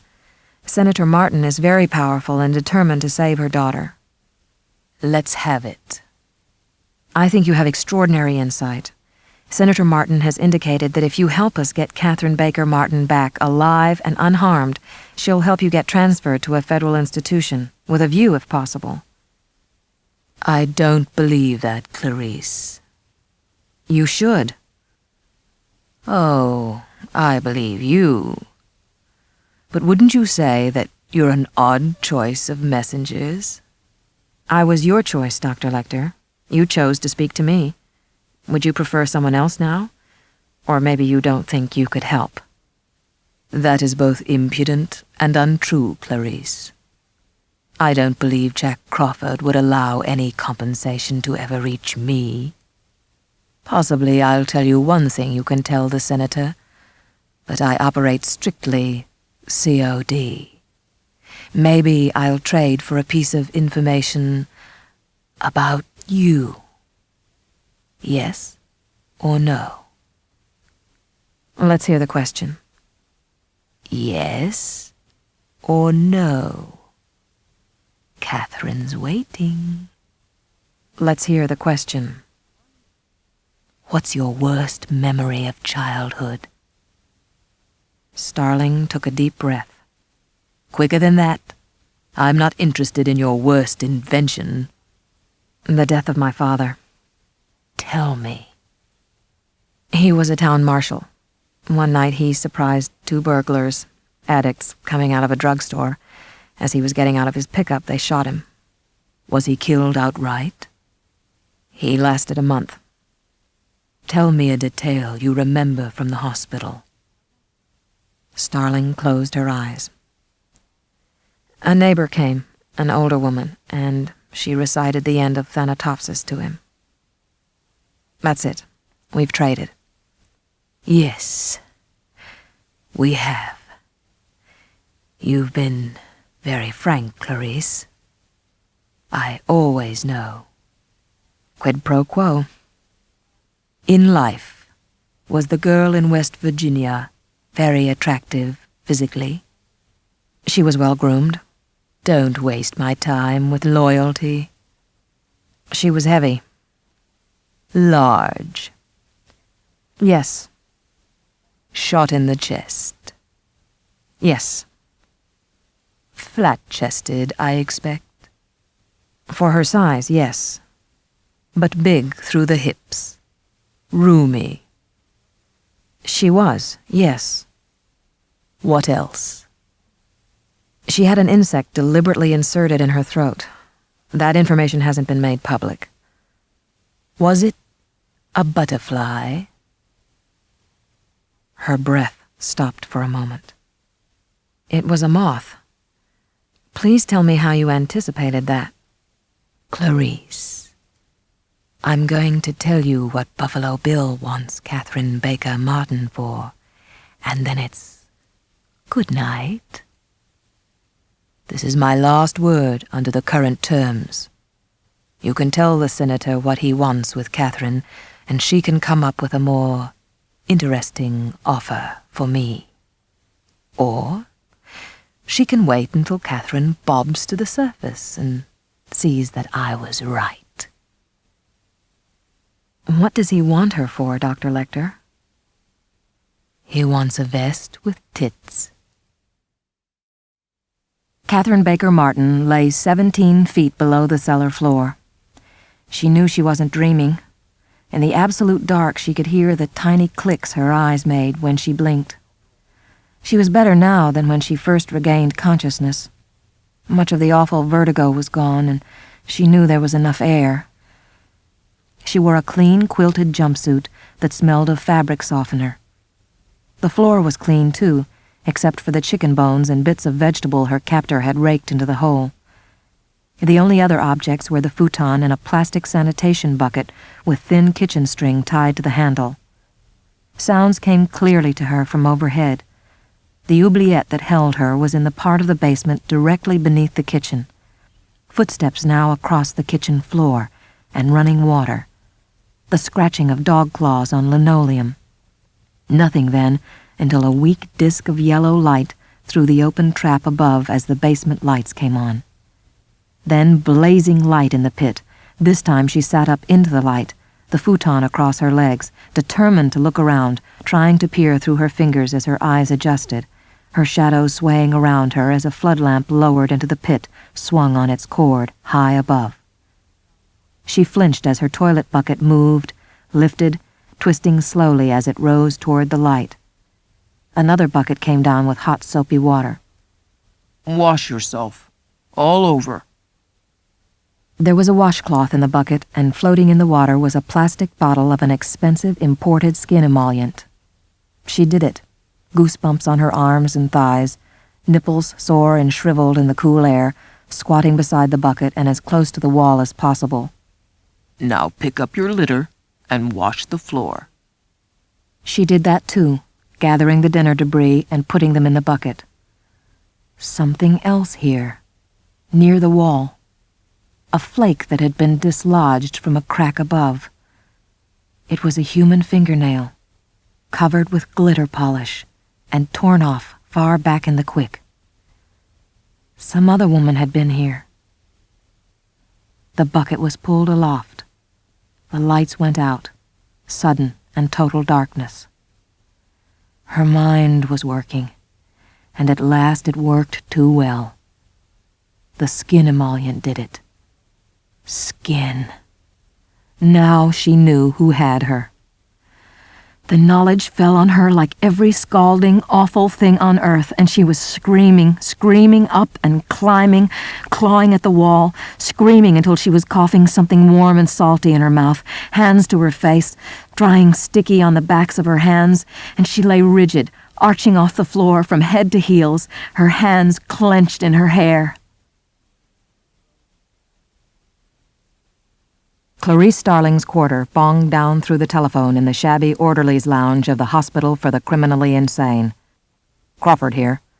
Sir, I'm at a payphone outside the maximum security ward. Dr. Lecter asked me if the insect in West Virginia was a butterfly.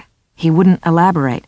He said Buffalo Bill needs Catherine Martin because, I'm quoting, he wants a vest with tits. Dr. Lecter wants to trade, but with a more interesting offer from the senator. Did he break it off? Yes.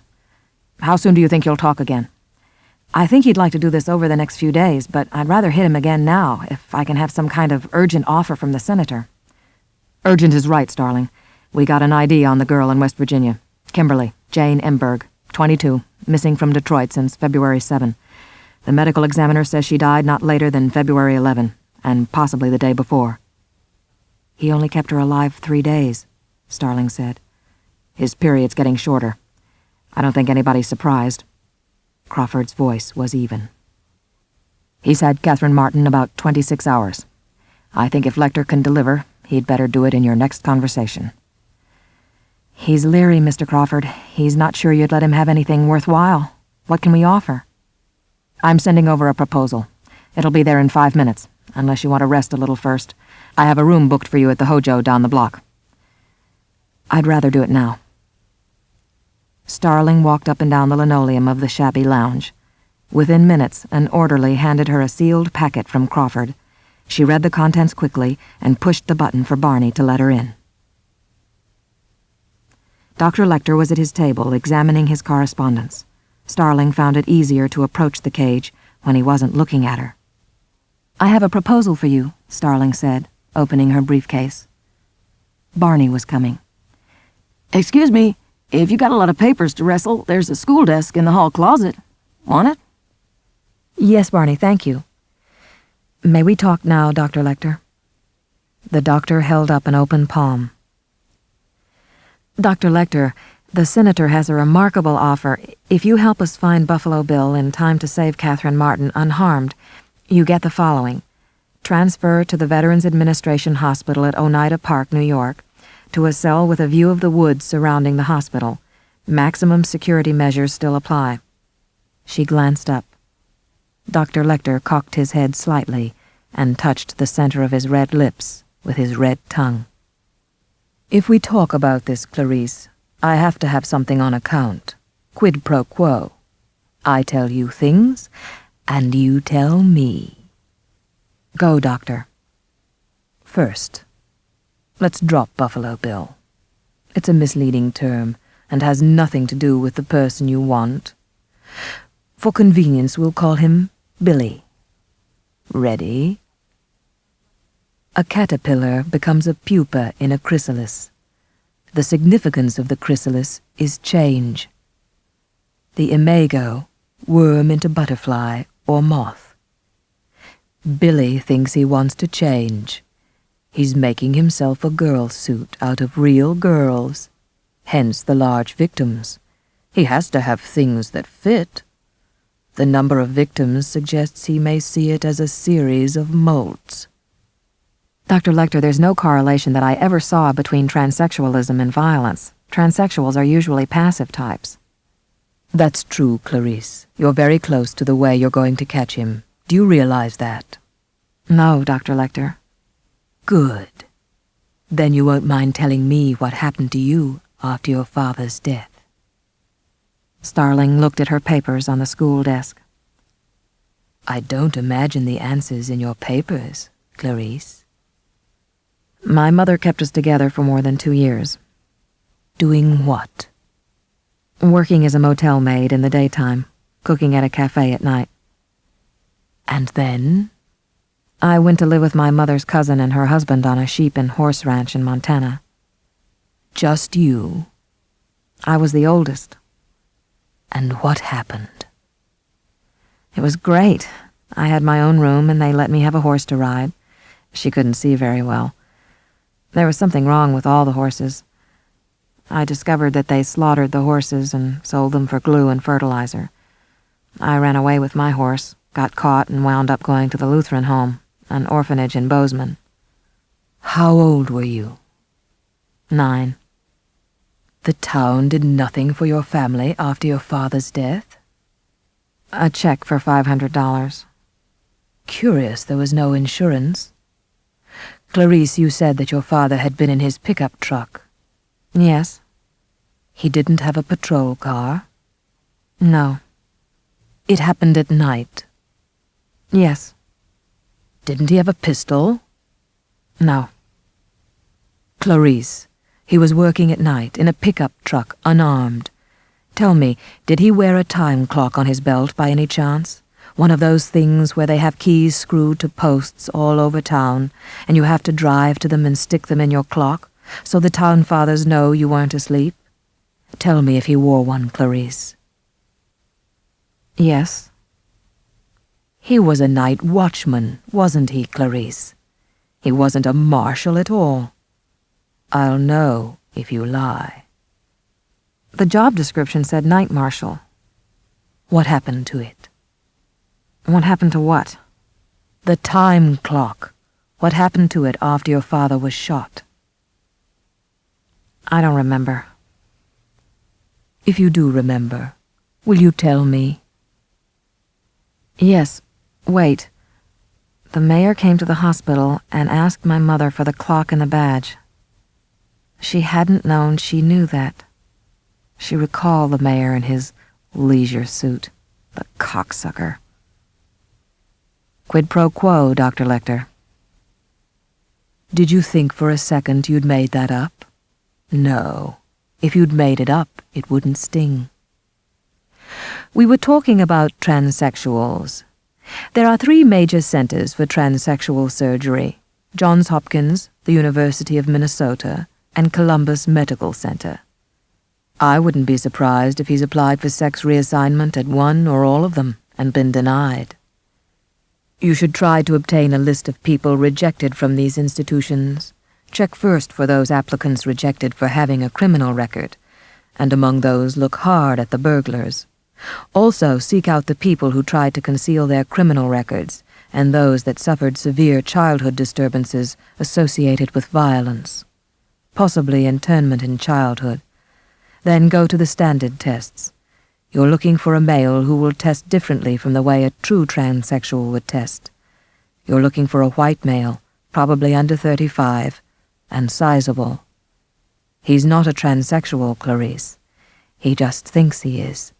And he's puzzled and angry because they won't help him. That's all I want to say, I think, until I've read the case file. You will leave it with me. Yes. Then you'd better run with what you have, Clarice, and we'll see how you do. Come back when you've made some progress. And Clarice. Yes? Next time, you'll tell me 2 things. What else happened to you in Montana is one. The other thing I wonder is, how do you manage your rage?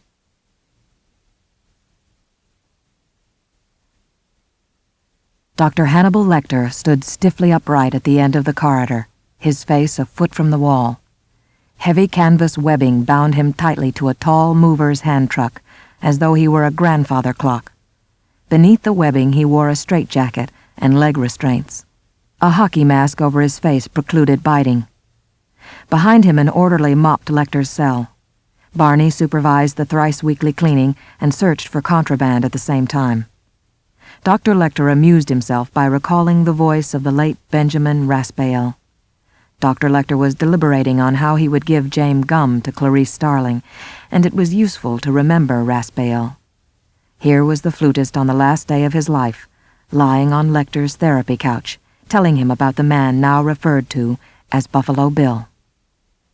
James was sitting on his bed with his head in his hands in the most atrocious room imaginable in this San Francisco flophouse, and he'd been fired from the curio store. His boss set dead butterflies in lucite and made the tackiest ornaments imaginable, and he had the gall to call them objets.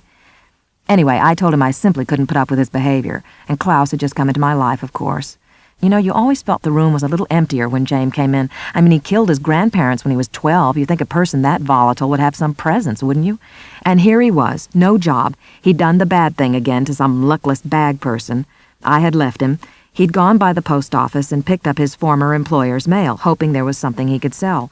And there was this package from Malaysia, or somewhere over there. He eagerly opened it up, and it was a suitcase full of dead butterflies, just in there loose. So he sat on the bed with his head in his hands, crying. But he was distracted by a butterfly, miraculously alive, noisily struggling out of its cocoon.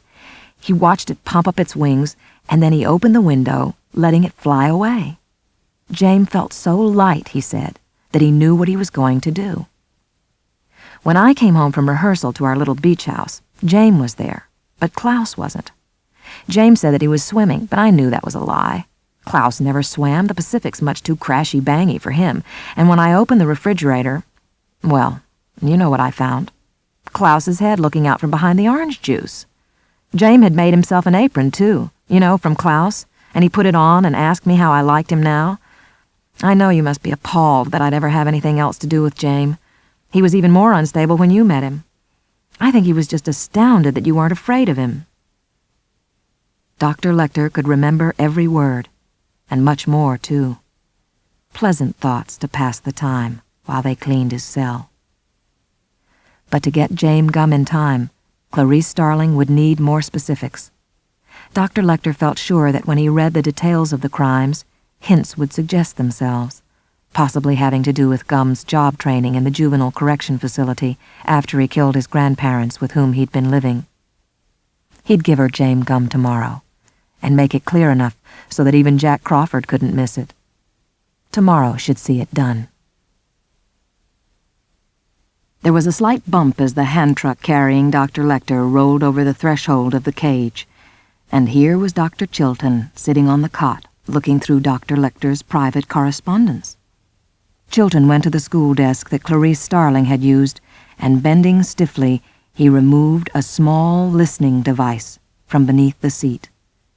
He waggled it in front of the eye holes in Dr. Lecter's mask and resumed his seat on the cot.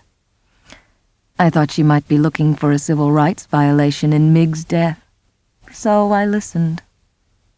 Dr. Lecter said nothing. Do you get it yet? They know, Hannibal. They know that you know exactly who Buffalo Bill is. They think you probably treated him. When I heard Miss Starling ask about Buffalo Bill, I was puzzled, so I called a friend at Homicide. They found an insect in Klaus's throat, Hannibal. I also called Senator Ruth Martin, and she never heard of you, or Clarice Starling. There never was a deal for you with Senator Martin. But there is now. Or there could be. I've been on the phone for hours on your behalf, and for the sake of the Martin girl. I'm going to tell you the first condition. You speak only through me. I alone publish a professional account of this. My successful interview with you. Dr. Lecter smiled to himself. Now this is the deal. If you identify Buffalo Bill and the girl is found in time, Senator Martin will have you installed in Brushy Mountain State Prison in Tennessee, out of the reach of the Maryland authorities and away from Jack Crawford. You'll be in a maximum security cell with a view of the woods. You get books. Name him, and you can go at once. The Tennessee State Police will take custody of you at the airport. The governor has agreed. At last, Dr. Chilton has said something interesting, and he doesn't even know what it is. Dr. Lecter pursed his red lips behind the mask. The custody of police. Police are not as wise as Barney. Police are accustomed to handling criminals. They're inclined to use leg irons and handcuffs. Handcuffs and leg irons open with a handcuff key, like my own key. His first name is Billy. I'll tell the rest to the senator. In Tennessee. Dr. Danielson was head of the gender identity clinic at Johns Hopkins, and he had agreed to meet Crawford at first light, long before morning rounds. Doctor, we need your help, and we have to do this fast. If the girl's not dead already, Buffalo Bill will kill her soon, possibly tonight or tomorrow, and then he'll pick the next one. I'm not having a witch hunt here. We never violated a patient's confidence, and we never will. I'm sorry, Mr. Crawford. Then I haven't made myself clear, Doctor. My fault. It's early. The whole idea is, the man we want is not your patient. It would be someone you refused because you recognized that he was not a transsexual. We're not flying blind here. I'll show you some specific ways he'd deviate from typical transsexual patterns in your personality inventories. Here's a short list of things your staff could look for among your rejects. Dr. Danielson rubbed the side of his nose with his finger as he read. He handed the paper back. That's original, Mr. Crawford. In fact, it's extremely bizarre. And that's a word I don't use very often. May I ask who provided you with that piece of conjecture? I don't think you'd like to know that, Dr. Danielson, Crawford said to himself. The behavioral science staff, he said aloud, in consultation with Dr. Alan Bloom at the University of Chicago. Alan Bloom endorsed that? And we don't just depend on the tests. There's another way Buffalo Bill's likely to stand out in your records. He probably tried to conceal a record of criminal violence or falsified other background material. Show me the ones you turned away, Doctor. Danielson was shaking his head the whole time. I know Alan Bloom, and I'd rather discuss this on a professional level. Tell him I'll be in touch with him this morning. I'll tell you what I've decided before noon. Good morning to you, sir. Crawford's beeper sounded as he got off the hospital elevator. She's dead, and they found her, Crawford thought, as he grabbed the lobby phone. It was the director calling. The news wasn't as bad as it could have been, but it was bad enough. Chilton had butted into the case, and now Senator Martin was stepping in. The Attorney General of the state of Maryland, on instructions from the governor, had authorized the extradition to Tennessee of Dr. Hannibal Lecter. Clarice Starling sat on the motel bed staring at the telephone for quite some time after Crawford hung up. She was in a rage, and Jack Crawford was knocking on the door. "What do you say, Starling?" "I say, God damn it, Mr. Crawford. What if Chilton's wasted her? What if Catherine dies because of him? I really want to get in his face. Let me stay with this, Mr. Crawford. Don't send me back to school." "Two things. If I keep you, it won't be to get in Chilton's face. That comes later. Second, if I keep you much longer, you'll be recycled. Cost you some months. The Academy cuts nobody any slack. I can guarantee you get back in, but that's all. This is the most difficult time, Starling. Use this time, and it'll temper you. Now's the hardest test, not letting rage and frustration keep you from thinking. Chilton's a goddamn fool, and he may have cost Catherine Martin her life, but maybe not. We're her chance. I want you to keep your eyes on the prize, Starling. Catherine Martin's life, and Buffalo Bill's hide on the barn door. That's all that matters. You worked for some information, paid for it, got it. Now we'll use it. If you can do that, I need you. I want you in Tennessee. We can hope Lecter tells the senator something useful, but if not, if he gets tired of tormenting and toying with her, maybe he'll talk to you. Whistle up Jeff in the van. You're on a plane to Memphis in 40 minutes. Jack Crawford was skilled at managing her. She wondered if men actually regarded that kind of manipulation as subtle. But the fact was, she felt lighter, better. Curious how things can work on you even when you recognize them. Across the street, she saw Barney lumbering down the steps of the hospital and called to him. He turned to face her, expressionless. "Barney, I want you to do a favor for me. After that school desk bug, I think you owe me one. I want you to do it now with no questions. I'll ask you nicely. Were Dr. Lecter's drawings left in his cell?" "They're still there, and a couple of books." "I want it all, and I'm in a hell of a hurry." He considered her for a second, turned and trotted back up the steps, lightly for such a big man.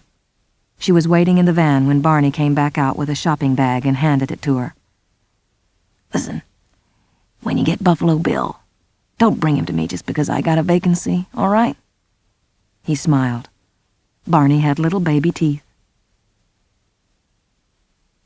Major Bachman of the Tennessee Bureau of Investigation was calling Senator Martin. Chilton beckoned from the door. In the room was a desk for Chilton and chairs for Senator Martin, her assistant, and for Major Bachman. Dr. Hannibal Lecter sat alone in the middle of the room in a stout oak armchair, bolted to the floor. A blanket covered his straitjacket and leg restraints, concealing the fact that he was chained to the chair. The senator held up a document. "Dr. Lecter, this is an affidavit which says I'll help you. Want to read it?" "Senator, I won't waste Catherine's time bargaining for petty privileges. Let me help you now, and I'll trust you to help me later." "You can count on it, Doctor." Buffalo Bill's name is William Rubin. He goes by Billy Rubin. He was referred to me in the spring of 1975 by my patient Benjamin Raspail. He said he lived in Philadelphia but was staying with Raspail in Baltimore. "Where are your records?" Major Bachman broke in. "My records were destroyed by court order shortly after—" "What did he look like?" Major Bachman said. "Do you mind, Major?" "Senator Martin, the only—" "Give me an age and a physical description." Major Bachman continued to harass Dr. Lecter with questions, and if Hannibal Lecter heard them, he didn't show it. Senator Martin regained his attention, having cleared the room. Dr. Lecter's eyes focused on her. "Did you nurse Catherine?" "Pardon me? Did you breastfeed her?" "Yes." Thirsty work, isn't it? When her pupils darkened, Dr. Lecter took a single sip of her pain and found it exquisite. That was enough pleasure for today. He went on. William Rubin is about 6'1" and would be 35 years old now. He's strongly built, about 190 pounds when I knew him, and he's gained since then, I expect. He has brown hair and pale blue eyes. Billy Rubin told me he had a criminal record, but no details. I took a brief medical history. It was unexceptional, except for one thing. Rubin told me he once suffered from elephant ivory anthrax. That's all I remember, Senator Martin, and I expect you're anxious to go. Were the other things you told the FBI true? At least as true as what the FBI told me, Senator Martin. Thank you, Dr. Lecter. Love your suit, he said as she went out the door. Room into room, James Gumm's basement rambles like the maze that thwarts us in dreams. It is now in total darkness. In the oubliette, Catherine Martin is quiet.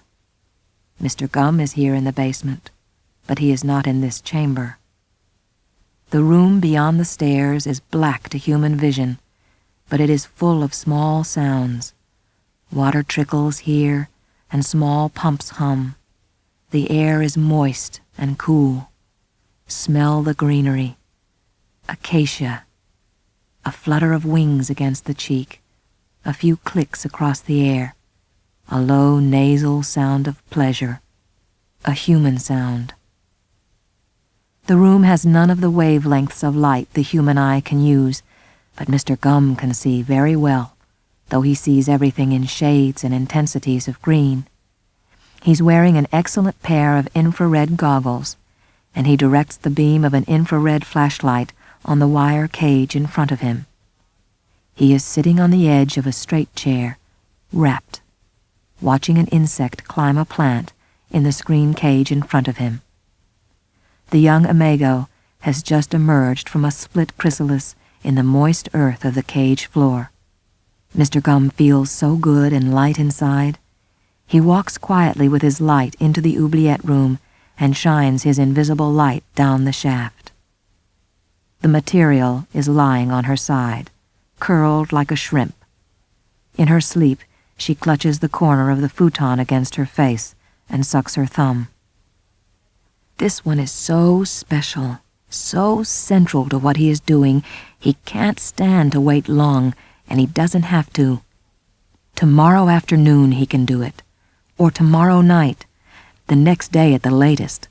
Soon.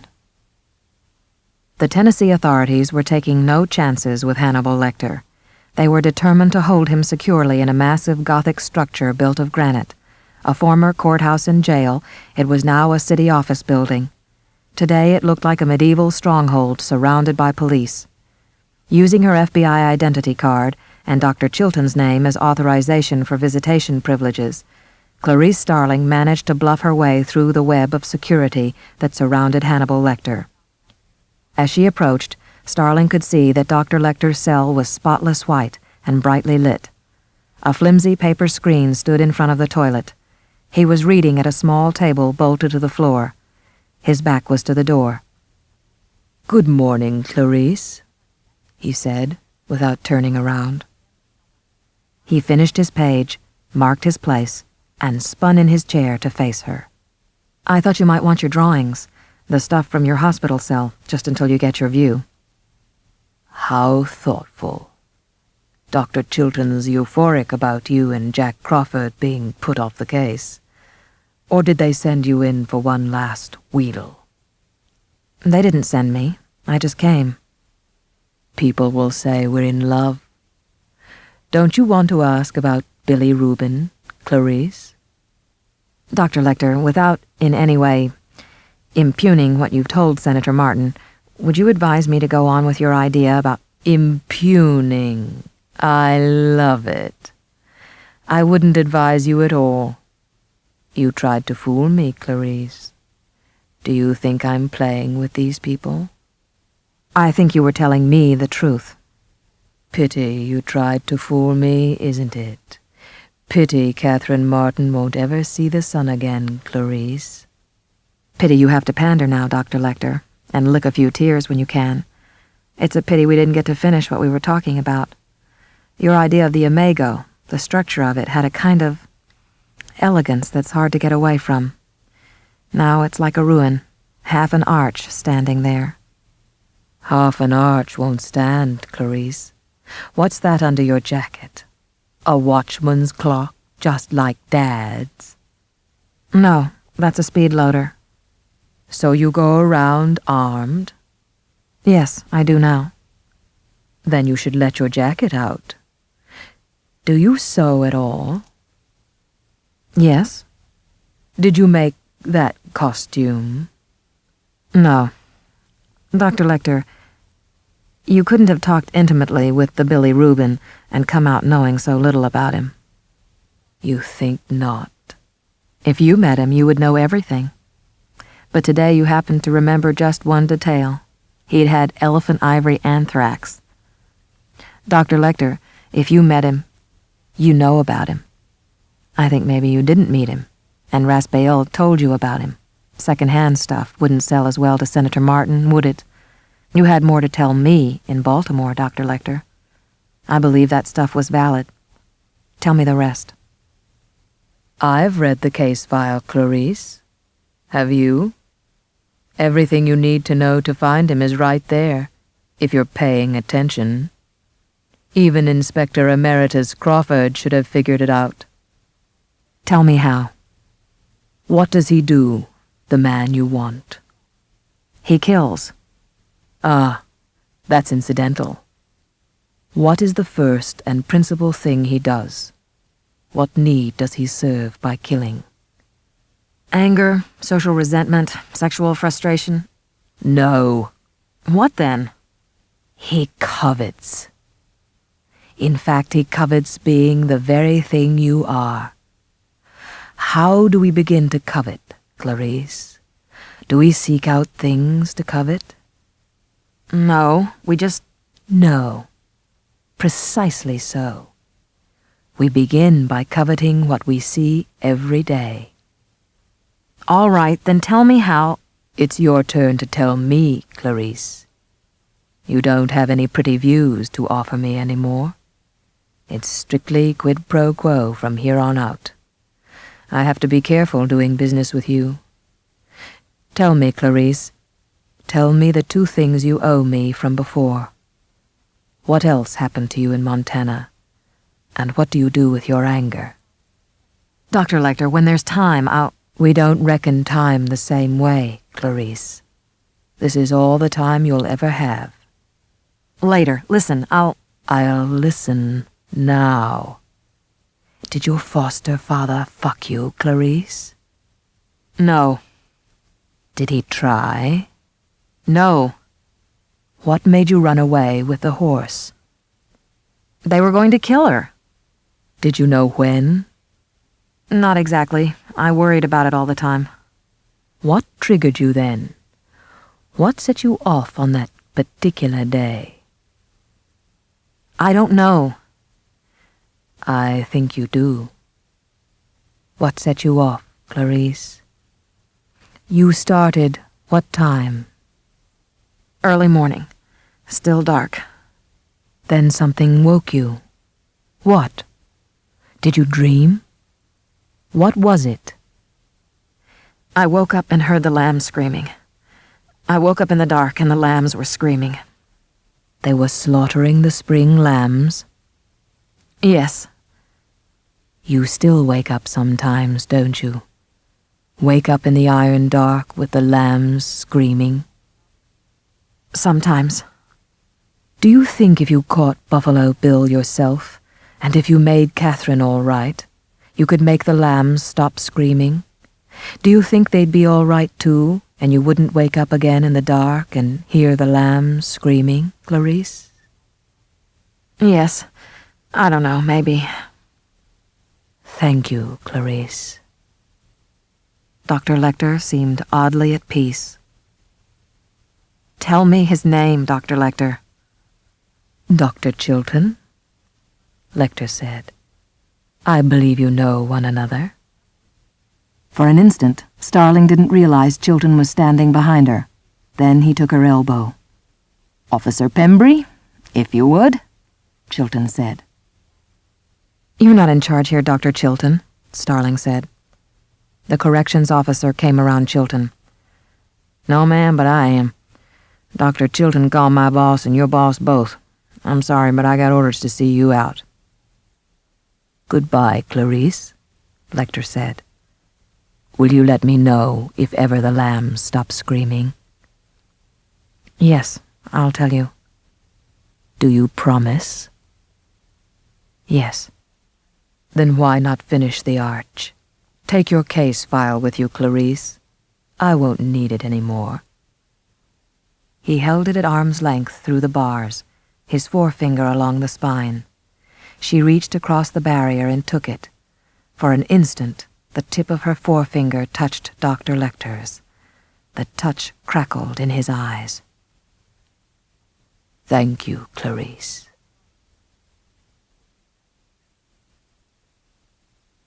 Tennessee Department of Corrections officers Pembry and Boyle were experienced men brought especially from Brushy Mountain State Prison to be Dr. Lecter's warders.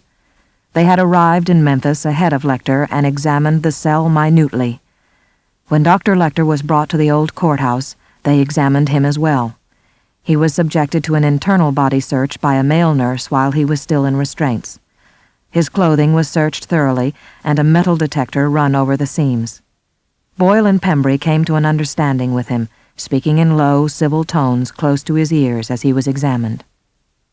Dr. Lecter, we can get along just fine. We'll treat you just as good as you treat us. Dr. Lecter crinkled his eyes at them in a friendly fashion.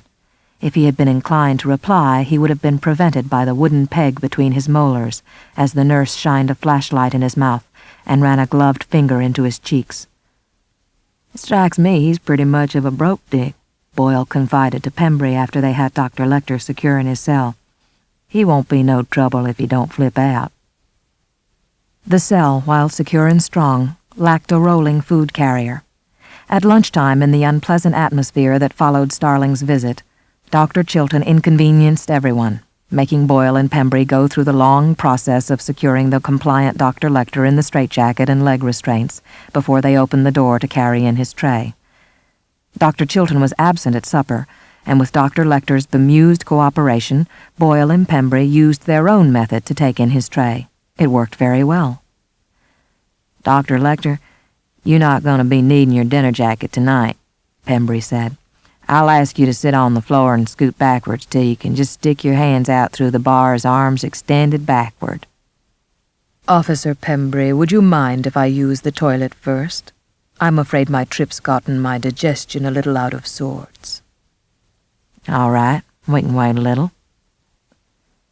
Dr. Lecter went behind the screen and sat on the lid of the toilet, his only private place.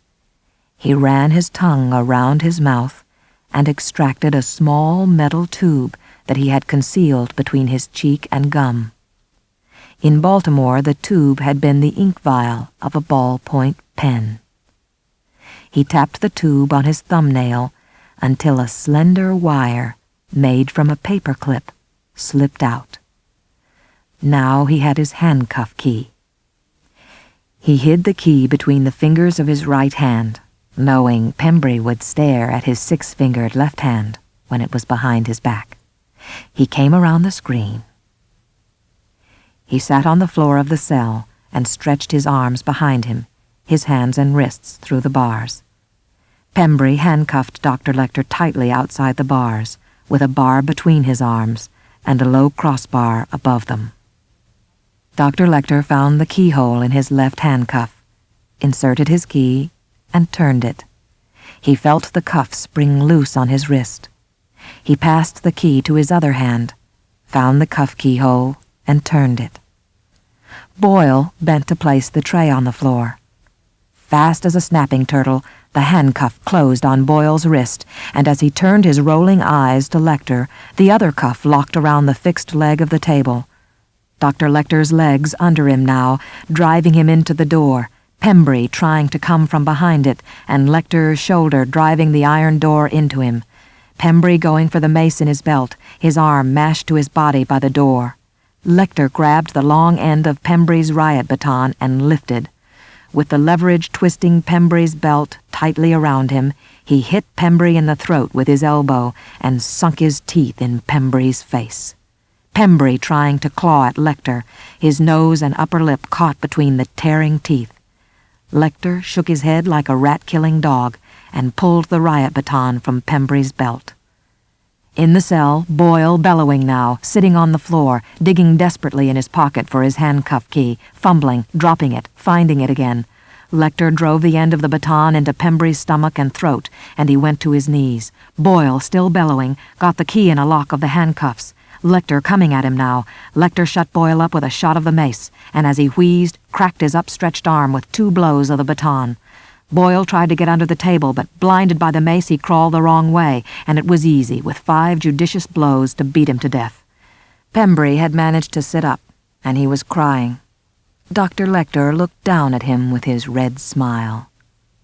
"I'm ready if you are, Officer Pembry." The baton, whistling in a flat arc, caught Pembry pock on the back of the head, and he shivered out straight like a clubbed fish. Dr. Lecter's pulse was elevated to more than 100 by the exercise, but quickly slowed to normal. He turned out Pembry's pockets, got the desk key, and opened all its drawers. In the bottom drawer were Boyle's and Pembry's duty weapons, a pair of .38 special revolvers. Even better, he found a pocket knife.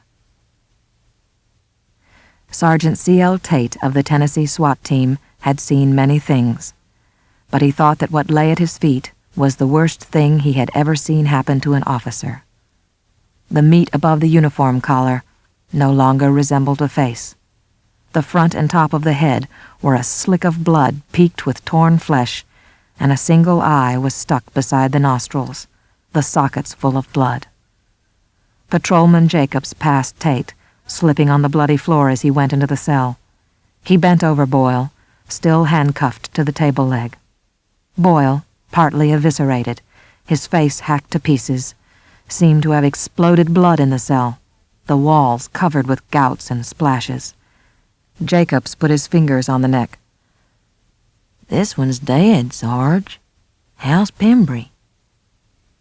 Tate knelt, and as he reached for the neck to feel, the awful thing on the floor groaned and blew a bloody bubble. "Pembry's alive. Come here, Murray," Tate called to a young patrolman. "Get down here with Pembry and take a hold of him where you can feel your hands on him. Talk to him." "What's his name, Sarge?" Murray was green. "It's Pembry. Now talk to him, goddammit." Tate on the radio. 2 officers down. Boyle's dead and Pembry's hurt bad. Lecter's missing and armed. He took their guns. Confirm ambulances en route." Orders on the radio now. "Tate, I want you to clear the offices and the tower and seal it off. We'll get him alive if he wants to come, but we take no special risk to preserve his life. Understand me?" "I got it, Lieutenant." The ambulances were there amazingly fast, but it did not seem fast enough to Tate, listening to the pitiful thing at his feet.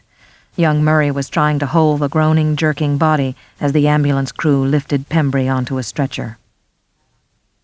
Tate and Jacobs carefully carried out their orders to help clear the offices and seal off the building as the sirens wailed outside. They were in the elevator riding down to the lobby when a drop of blood fell on Tate's shoulder. Another hit his shoe. He looked at the ceiling of the elevator car, touched Jacobs, and motioned for silence. Blood was dripping from the crack around the service hatch in the top of the car. It seemed a long descent to the lobby.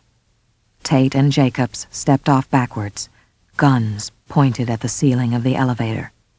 They were set up in moments. 2 SWAT officers in black body armor and headsets climbed the stairs to the 3rd-floor landing. In the lobby with Tate were 2 more officers, their assault rifles pointed at the elevator ceiling. Tate watched his men go into the elevator car. A rifleman aimed his weapon at the top of the elevator. A second officer, armed with a large automatic pistol with a flashlight clamped beneath, climbed on a ladder. A mirror and the pistol light went up through the hatch. then the officer's head and shoulders. He handed down a .38 revolver. "He's dead," the officer called down. Tate wondered if the death of Dr. Lecter meant Catherine Martin would die too. All the information lost when the lights went out in that monster mind. The officers were pulling him down now, the body coming upside down through the elevator hatch, eased down into many arms, an odd deposition in a lighted box. The lobby was filling up, policemen crowding in to see. A corrections officer pushed forward, looked at the body's outflung, tattooed arms. "That's Pembry." In the back of the howling ambulance, the young attendant braced himself against the sway and turned to his radio to report to his emergency room supervisor, talking loud above the siren. Behind him on the stretcher, the bald and bloody fists gripped the surgical bandage and wipe out the eyes. The attendant turned around when he heard the hiss of the airway closing down and saw the bloody face coming at his own. On the second knock, Crawford opened the door to his house to Clarice Starling. Motioning her to follow, he led her to his study, grunting into a cordless telephone as he went. "Agent Copley in Memphis says they haven't found the ambulance yet," he said as he turned off the phone and stuffed it into his pocket. "Police barracks are turning out all over the South." "I don't know any details, Mr. Crawford. The radio just had the bulletin that Dr. Lecter killed 2 policemen and escaped." "2 corrections officers." Crawford punched up the crawling text on his computer screen. Names were Boyle and Pembry. They loaded Lecter into an ambulance by mistake. They thought he was Pembry, badly injured. "Did he have on Pembry's uniform?" "They were about the same size." "He put on Pembry's uniform and part of Pembry's face, and about a pound off Boyle, too. He wrapped Pembry's body in the waterproof mattress cover and the sheets from his cell to keep it from dripping and stuffed it on top of the elevator. He put on the uniform, got himself fixed up, laid on the floor, and waited for the stampede. The ambulance crew came in fast. They think Lecter called the ambulances himself so he wouldn't have to lie around too long, and did what they're trained to do. They never made it to the hospital. Dr. Lecter likes his fun." Starling had never heard the bitter snarl in Crawford's voice before. It frightened her. The phone in Crawford's pocket buzzed. He listened for a few moments, said okay, and hung up. "They found the ambulance in the underground garage at the Memphis airport. Crew was in the back. Dead. Both of them." Crawford took off his glasses, rummaged for his handkerchief to polish them. "Starling?" "Yes, Mr. Crawford." "Go back to school. If you spend any more time away, you'll definitely be recycled. Do you know what happens when you're recycled?" "Sure, you're sent back to the regional office that recruited you. You get to file reports and make coffee until you get another spot in a class. I can promise you a place in a later class, but I can't keep them from recycling you if you miss the time." "So I go back to school and stop working on this, or—" "Your job was Lecter. You did it. I'm not asking you to take a recycle. It could cost you maybe half a year, maybe more. Go back to school." "If you didn't want me to chase Buffalo Bill, you shouldn't have taken me to that funeral home, Mr. Crawford." On the steps she noticed a lighted window where a nurse kept watch. She looked back at Crawford. "I'm thinking about you and Bella, Mr. Crawford." "Thank you, Starling." Crawford stood alone in the center of his study with his hands jammed deep in his pockets. The message on the screen of the computer terminal reflected on Crawford's lenses. The message was, Memphis police recovered 2 items during search of Lecter's cell. 1. Improvised handcuff key. Request Baltimore to check hospital cell for traces of manufacture. 2. Sheet of notepaper floating in toilet left by fugitive. Graphic of writing follows. The graphic spelled out Chilton's name with various numbers inserted between the letters and a loop indicating the transposition of the last 2 letters. As Crawford puzzled over this, his telephone rang. It was Jerry Burroughs at the National Crime Information Center. "See your screen, Jack? The drawing Lecter left in the John. It's biochemistry. It's the formula for a pigment in human bile called bilirubin. Lab advises it's a chief coloring agent in shit." Balls. You were right about Lecter, Jack. He was just jerking him around. Too bad for Senator Martin. Lab says Billy Rubin's just about the color of Chilton's hair. Institutional humor, they call it. From the windows in his suite at the elegant Marcus Hotel, Dr. Hannibal Lecter could see across the street to the St. Louis City Hospital. The Myron and Sadie Fleischer Pavilion housed one of the world's foremost centers for craniofacial surgery. Dr. Lecter's visage was too well known for him to be able to take advantage of the plastic surgeons here, but it was one place in the world where he could walk around with a bandage on his face without exciting interest. The only real rush of the evening had been in the underground garage at Memphis International Airport. Cleaning up in the back of the parked ambulance was not at all convenient. Once he was in the attendant's whites, it was just a matter of catching a lone traveler in a deserted aisle of long-term parking. The man obligingly leaned into the trunk of his car for his luggage and never saw Dr. Lecter come up behind him. He savored his window view and was pleasantly fatigued by the 5-hour drive from Memphis. Tomorrow he would shop for things he needed: hair bleach, barbering supplies, a sun lamp, and there were other prescription items that he would obtain to make some immediate changes in his appearance. When it was convenient, he would move on. There was no reason to hurry. Catherine Baker Martin down in the hateful dark. Dark swarmed behind her eyelids, and in jerky seconds of sleep and waking, she heard a familiar busy sound. A sewing machine. Sewing is so wrong down here. Sewing belongs to the light. Catherine did not know how long she had been captive. She knew that she was washed twice. The last time she had stood up in the lights, wanting him to see her body, not sure if he was looking down from behind the blinding light. Catherine Baker Martin naked was a showstopper, a girl and a half in all directions, and she knew it. She wanted him to see. She wanted out of the pit. Close enough to fuck is close enough to fight. She said it silently to herself over and over as she washed. She was getting very little to eat, and she knew she'd better do it while she had her strength. She knew she would fight him. She knew she could fight. Would it be better to fuck him first? Fuck him as many times as he could do it and wear him out? She knew if she could ever get her legs around his neck, she could send him home to Jesus in about a second and a half. Can I stand to do that? You're damn right I can. Balls and eyes, balls and eyes, balls and eyes. But there had been no reply to her offers as she finished washing and put on the fresh jumpsuit. Catherine Baker Martin's tears spread hot on her cheeks and fell, plucking at the front of her jumpsuit, soaking through, warm on her breasts, and she believed that she would surely die. James Gum was propped against the headboard of his bed, and very comfortable, the little dog curled up warm on his tummy. There was much to do to get ready for tomorrow. "Oh, precious, come here to Mommy. Mommy's gonna be so beautiful." He had learned to do everything well ahead of time, so as he went downstairs, he admonished himself. "You have to be orderly. You have to be precise. You have to be expeditious, because the problems are formidable." The workroom opened into a basement corridor leading to a disused bath where Mr. Gum stored his hoisting tackle and his timepiece, and on to the studio in the vast black warren beyond.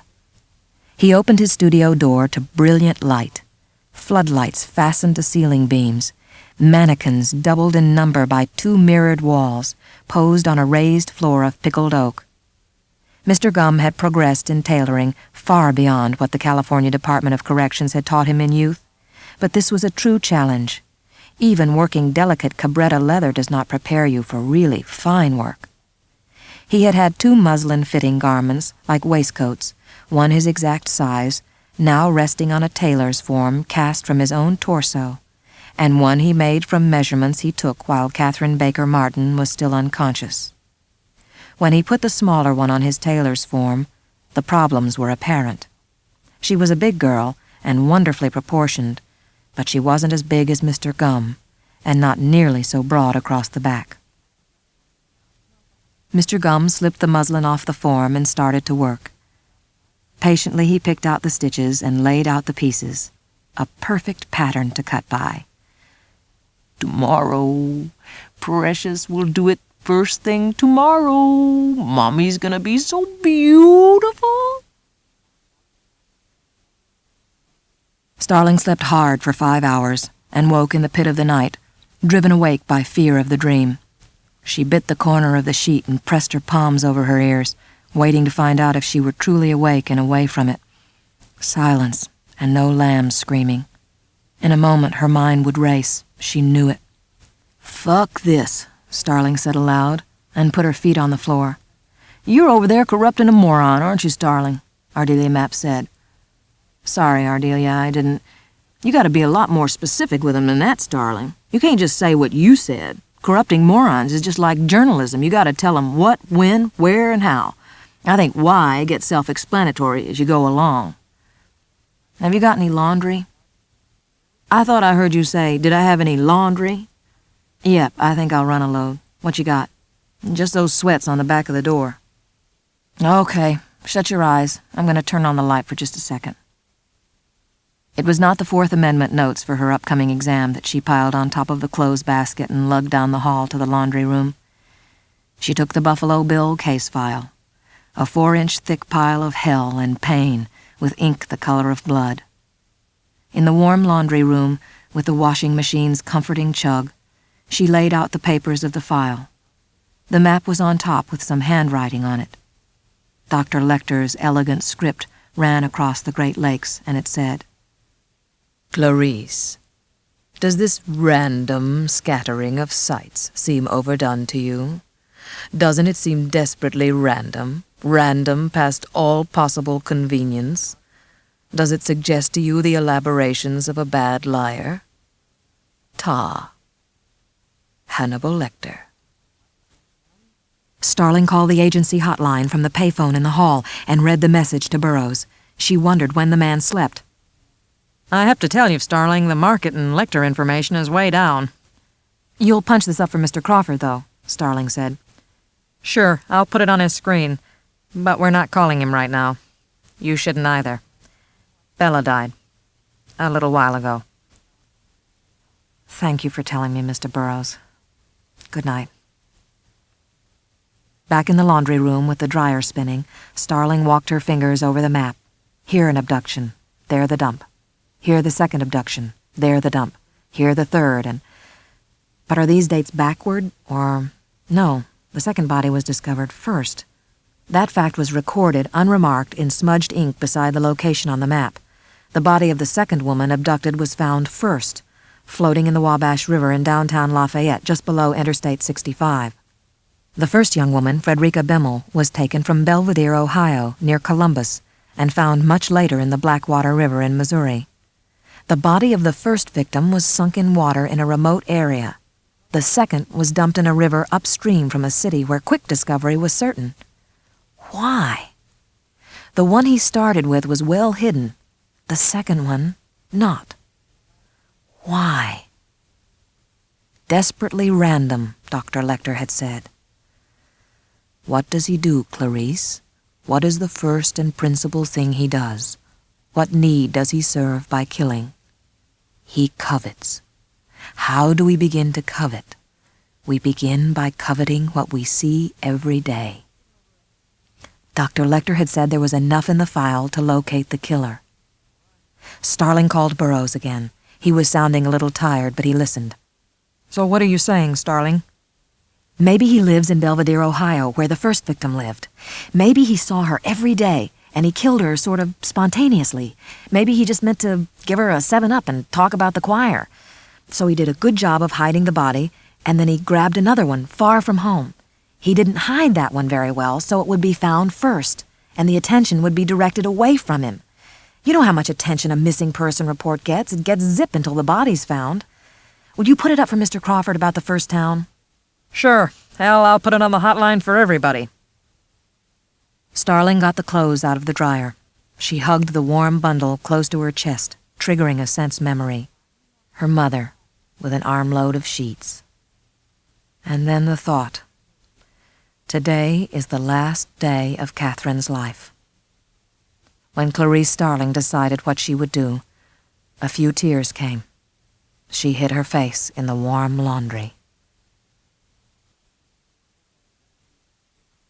Crawford came out of the funeral home and saw Clarice Starling waiting under the awning. "Forgive me," Starling said. "I wouldn't come now if there were any other time. Send me." Send you where? For what? "To get a feel for his victims. I can walk in a woman's room and know 3 times as much about her as any man could know, and you know that's a fact. All we've got left is to find out how he hunts. Send me." You ready to accept a recycle? "Yes." Who would you start with? "The first one, Frederica Bemmel, Belvedere, Ohio." Not Kimberly Emberg, the one you saw in Potter? "He didn't start with her." Go, Starling. Just to the first one. Post the hotline. Call me. On the morning of the 4th day, Mr. Gumm was ready to harvest the hide. It was hard to behave in a responsible manner. He wanted to fly about the room like Danny Kaye. He laughed and blew a moth away from his face with a gentle puff of air. "Oh, was there a nice chrysalis buried in the humus in the cage?"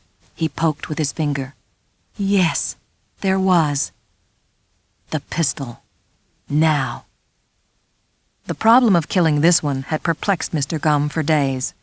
Hanging her was out because he didn't want the pectoral mottling, and besides he couldn't risk the knot tearing her behind the ear. He had in the past hunted young women through the blacked-out basement, using his infrared goggles and light, and it was wonderful to do, watching them feel their way around, seeing them try to scrunch into corners. He liked to hunt them with the pistol. That was childish and a waste.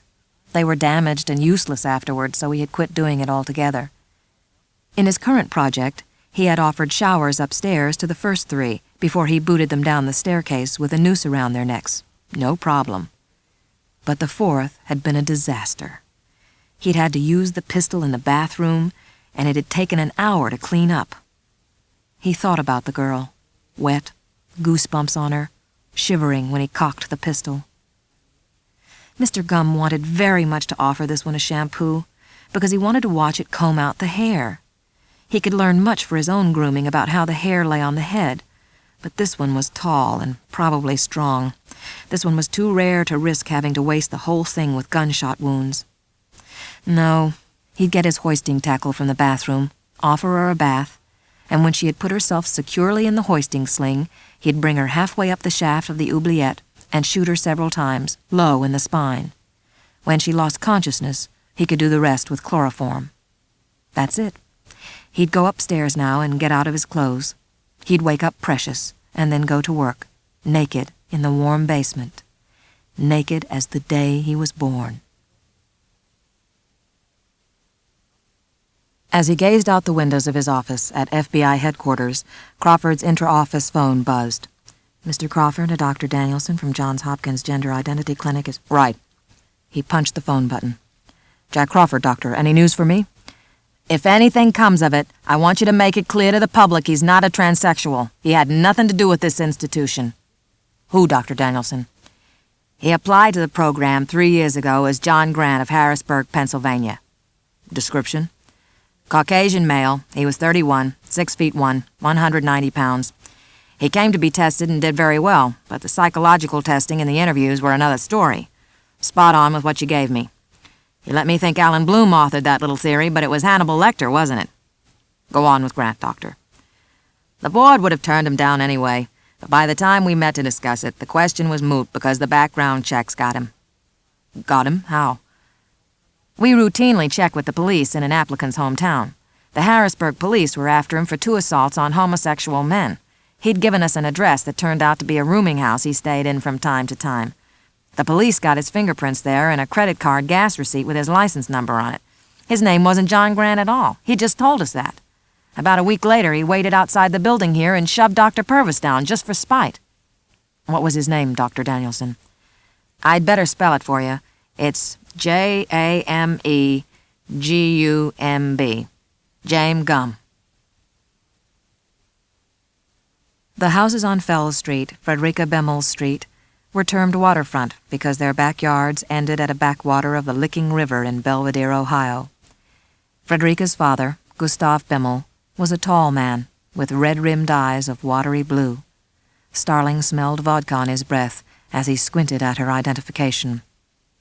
I don't know nothing new to tell you, he said. She went into Columbus on the bus to see about a job at that store there. She never come home.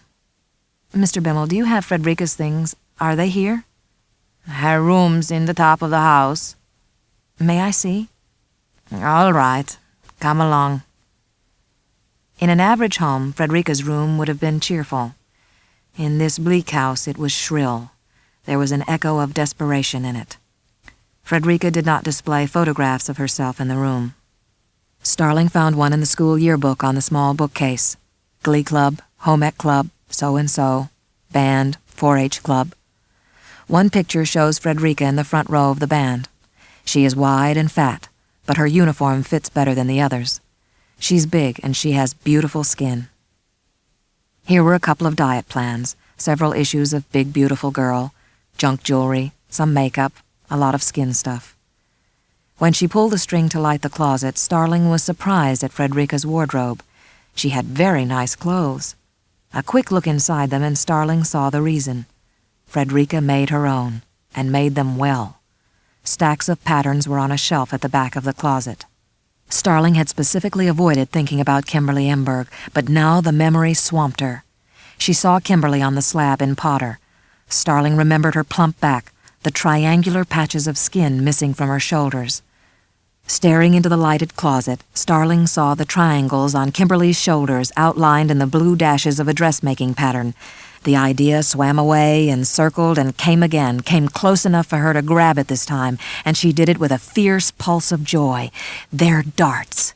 He took those triangles to make darts so he could let out her waist. Motherfucker can sew. Buffalo Bill's trained to seriously sew. He's not just picking out ready to wear. What did Dr. Lecter say? He's making himself a girl suit out of real girls. What did he ask me? Do you sew, Clarice? Damn straight I do. She started downstairs to use the telephone, but Mr. Bimmel was already calling her to the phone. Jerry Burroughs, Starling. Good, Jerry, listen, I think Buffalo Bill can sew. He took those triangles off of Kimberly Emberg to make darts. Dressmaking darts, do you know what I'm saying? He's skilled, he's not just making caveman stuff. ID section can search known offenders for tailors, sailmakers. Right. I'm punching up a line now. Listen up. Jack wanted me to brief you. We got a name and a place that looks not bad. The hostage rescue team's on their way. To where? Calumet City, edge of Chicago. Subject's James, like name, last name Gum, alias John Grant, white male, 34, 190, brown and blue. Jack got a beat from John Hopkins. Your thing, your profile on how he'd be different from a transsexual, it rang the cherries at the clinic. Chicago, you said. How do you know Chicago? A couple of years ago, Customs in L.A. stopped a suitcase shipped from Suriname that contained live pupae? Is that how you say it? Insects, anyway, moths in it. The addressee was John Grant, care of a business in Calumet, called, get this, Mr. Hyde Leather Goods. Maybe the sewing fits with that. I'm relaying the sewing to Chicago and Calumet. No home address yet on Grant or Gum. The company's out of business.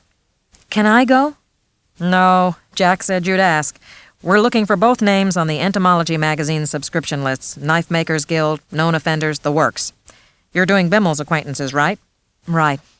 Justice says it's a tricky case to make if we can't catch him dirty, so watch for anything they can use up there. You see anything, get to me fast. Starling went outside and walked in the junkie yard in Belvedere, Ohio, a long, long way from the action in Chicago. Her job, her duty, was to think about Frederica and how Gum might have gotten to her. A criminal prosecution of Buffalo Bill would require all the facts. Gustav Bimmel joined her in the yard. Mr. Bimmel, did Frederica know anybody from Calumet City or the Chicago area? He shrugged and shook his head. Had she ever been to Chicago, to your knowledge? What do you mean, to my knowledge? You think a girl of mine's going off to Chicago and I don't know it? Did she know any men that sew, tailors or sailmakers? She sewed for everybody. She could sew like her mother. I don't know of any men. She sewed for stores, for ladies, I don't know who. Who would you say was her best friend, Mr. Bimmel? Stacy Upka, I guess, since they were little. Do you know where I could get in touch with her? Stacy worked at the Franklin Insurance. I guess she still does. Starling walked to her car across the rutted yard, her head down, hands deep in her pockets. From the moment she had started to hunt for Buffalo Bill, a lot of extraneous noises had stopped. Now she felt a pure, new silence in the center of her mind. Starling's FBI credentials got the undivided attention of Stacy Hubka's boss at the Franklin Insurance Agency. He offered Starling the privacy of his cubicle for the interview. Stacy Hubka had a round, downy face and wore her hair in frosted wings. "Stacy, I'd like you to tell me how you think this might have happened to your friend, where this man might have spotted Frederica." Freaked me out. Get your skin peeled off? Is that a bummer? Did you see her? They said she was just like rags, like somebody let the air.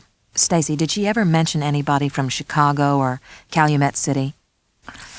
No, we marched at Chicago one time in the Thanksgiving parade.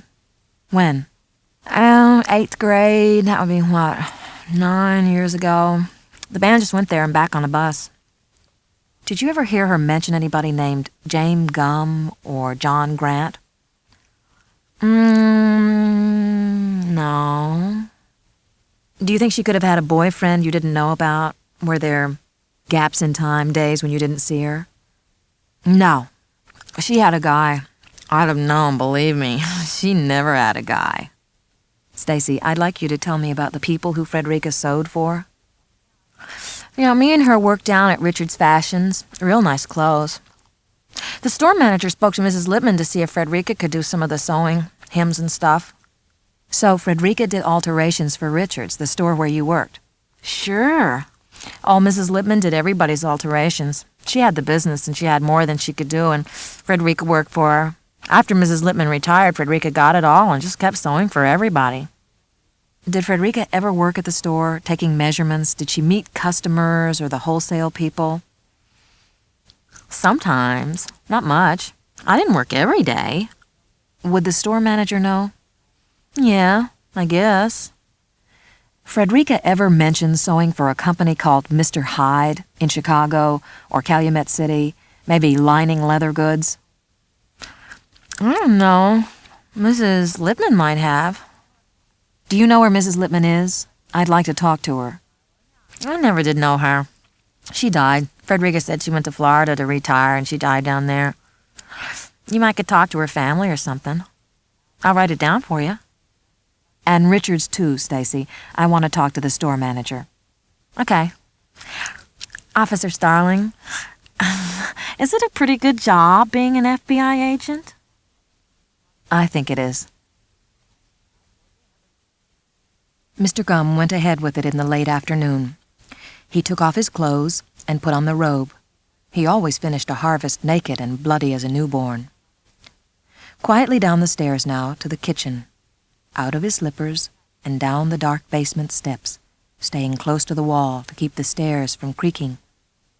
Moving by touch in the familiar dark, he went into his workroom. He found his infrared light and slipped the goggles on his head. Now the world glowed green. Quiet he crept, knees bent, painted toes gripping the old boards. Silent on the sand floor of the oubliette room. Master of the dark. Queen of the dark. As he hurried about, ready to go, the doorbell rang. The doorbell, grating, rasping, kept ringing. They didn't go away. Better go upstairs and peek out the front. The long-barreled Colt revolver wouldn't fit in the pocket of his robe. He put it on the workroom counter. As he went through the kitchen, a heavy knock on the back door made him jump. He opened the door a crack, knowing that he had a loaded pump shotgun in the pantry nearby.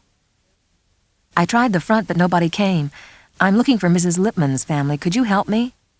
Clarice Starling showed her FBI identification. "I know she lived here." Mrs. Lippman's been dead for ages. She didn't have any relatives that I know of. What's the problem? "I'm investigating the death of Frederica Bimmel. Who are you, please?" Jack Gordon. I didn't mean to be rude. I was sleeping.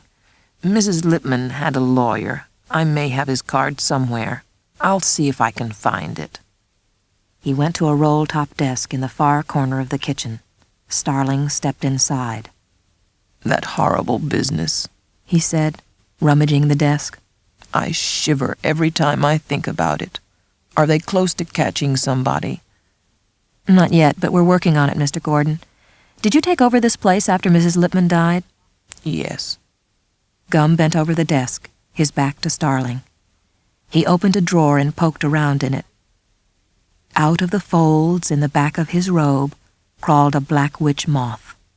It stopped in the center of his back, about where his heart would be, and adjusted its wings. Mr. Gum, thank God my coat's open. Talk my way out of here, get to a phone. No, he knows I'm FBI. I'll let him out of my sight, he'll kill her. Here's the number, he said, turning around. He had a business card. Take it? No. Good, thank you. Mr. Gordon, do you have a telephone I could use? As he put the card on the table, the moth flew. It came from behind him, past his head, and lit between them on a cabinet above the sink. He looked at it. When she didn't look at it, when her eyes never left his face, he knew. Their eyes met, and they knew each other. Mr. Gum tilted his head to the side and smiled. I have a cordless phone in the pantry. I'll get it for you. She went for her gun, one smooth move she'd made 4,000 times before. Freeze. Put up your hand slowly. Mr. Gum, you're under arrest. I want you to slowly walk outside. Instead, he walked out of the room. If he had reached for his pocket, reached behind him, if she'd seen a weapon, she could have fired. He just walked out of the room. She heard him run down the basement stairs. She ran around the table and stopped at the top of the stairwell, brightly lit and empty. A trap. Would be a sitting duck. From the basement, a thin scream. Catherine Martin screamed again, and Starling went down anyway, gun arm out, then swinging with her head as she tried to cover the 2 doors facing her. Lights blazing in the basement. She couldn't go through one door without turning her back on the other. Do it quick, then, toward the scream. Into the sand-floored oubliette room, eyes wider than they had ever been. Only place to hide was behind the well, she sliding sideways around the wall, both hands on the gun, arms out straight, a little pressure on the trigger, on around the well, and nobody. A small scream rising from the well like thin smoke. She looked over the edge, saw the girl. FBI, you're safe. Get me out! Get me out! Catherine, you'll be all right. I'll get you out. Be quiet so I can hear. She moved up to the door and took cover behind the facing. She could see across the foot of the stairs and into part of the workroom beyond. Either she found Gum, or she made sure he'd fled, or she took Catherine out with her. A quick look over her shoulder, around the oubliette. A rope. He had to have one. Where? Go see. Starling sprinted across the stairwell, inside fast, back and forth until she had seen all of the room. Quickly through the room, approaching the corridor beyond, head and gun at once. Empty. The studio blazing with light at the end of it. Fast along it, on into the studio. The room all white and blonde. Make sure every mannequin is just a mannequin. The far door open onto darkness. The basement beyond. No rope, no ladder anywhere. She closed the door into the dark part of the basement, pushed a chair under the knob and a sewing machine against it. Back down the corridor, into one door she'd passed. Nobody behind it. An old bathroom with rope, hooks, a sling. Get Catherine or go for the phone.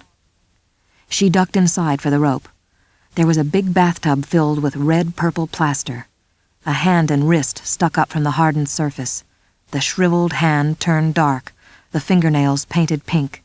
The dainty watch on the wrist was the last thing she saw before the lights went out. Her heart knocked hard enough to shake her chest and arms.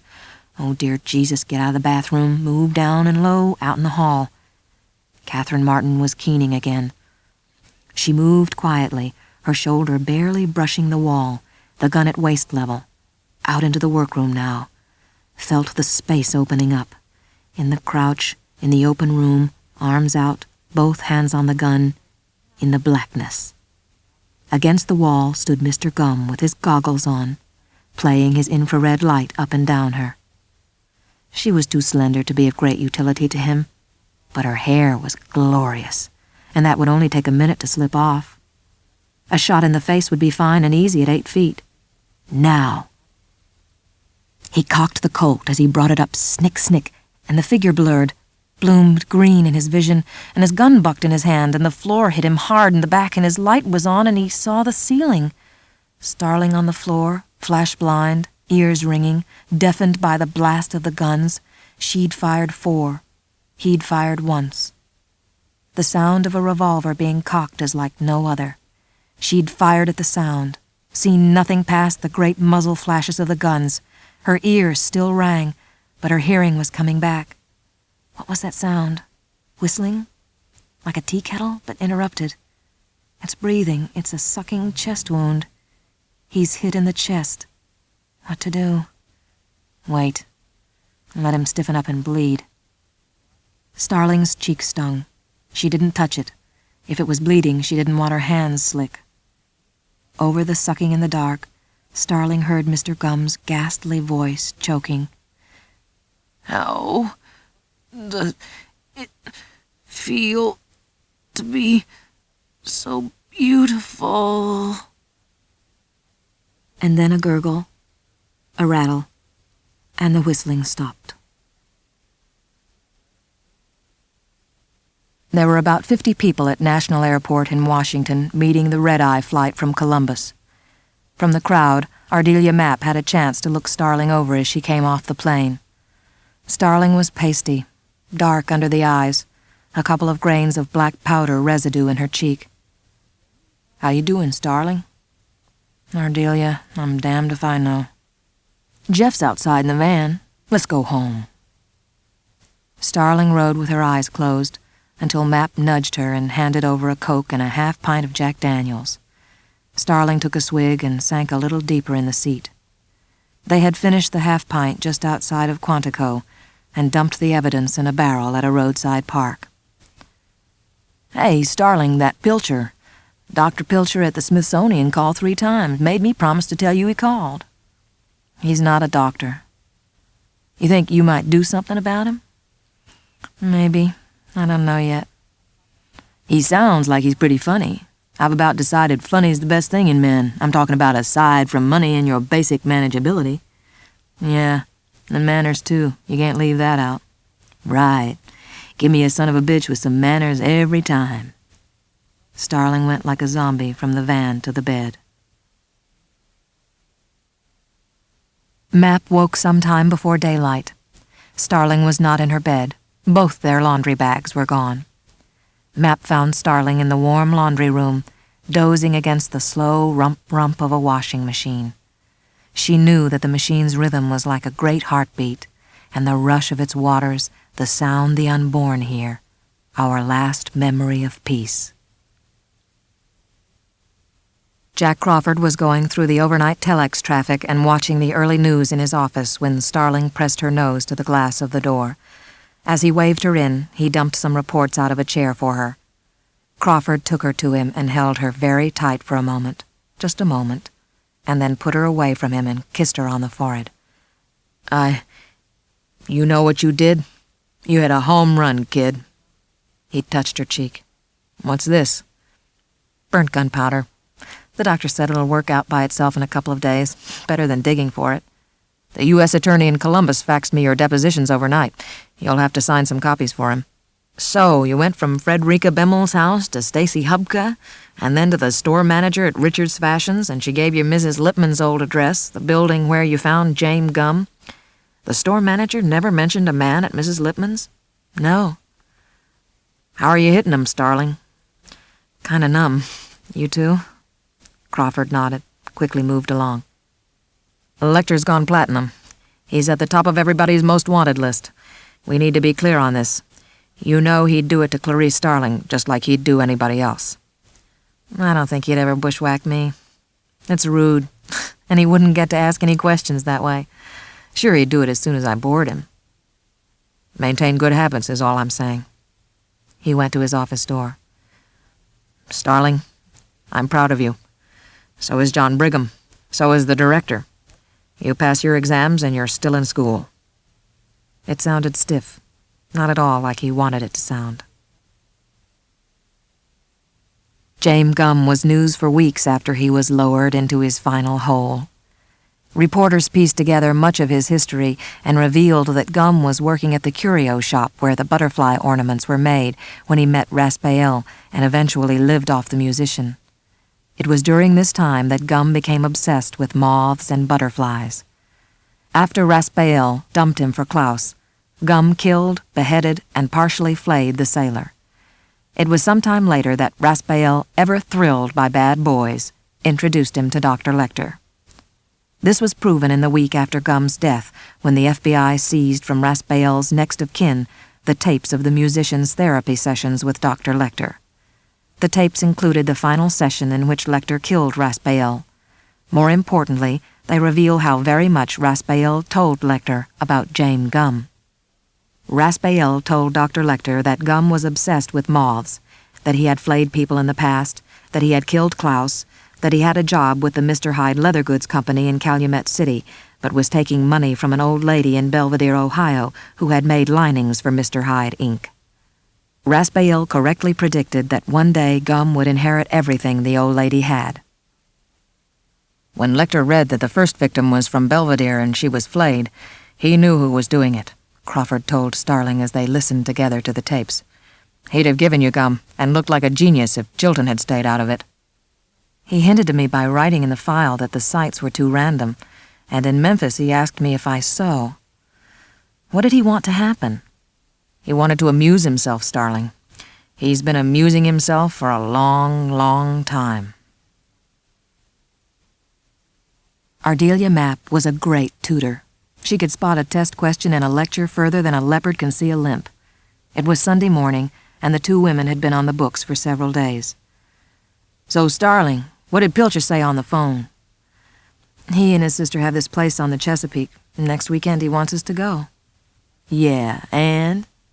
"He did this nice scenario, no hassles, bundle up and walk on the beach, come in and there's a fire going, dogs jump all over you with their big sandy paws. Idyllic. Big sandy paws. Go on." I said, "Yes, thank you very much." "Good. Eat some crabs, grab Pilcher, and go wild." Dr. Lecter was in an excellent humor. His week had gone well. His appearance was coming right along, and as soon as a few small discolorations cleared, he could take off his bandages and pose for passport photos. Long before his first arrest, when his hobbies began to absorb him, Dr. Lecter had made provisions for the time when he might be a fugitive. This evening, writing at the desk in his suite, he was catching up on his correspondence which he would have to send through a remailing service in London. First he dropped a note to Dr. Frederick Chilton in federal protective custody, suggesting that he would be paying Dr. Chilton a visit in the near future. After this visit, he wrote, it would make sense for the hospital to tattoo feeding instructions on Chilton's forehead to save paperwork. Next, as he poured himself a glass of the excellent Batard Montrachet wine, he addressed Clarice Starling. "Well, Clarice, have the lambs stopped screaming? You owe me a piece of information, you know, and that's what I'd like. An ad in the national edition of the Times and in the International Herald Tribune on the 1st of any month will be fine.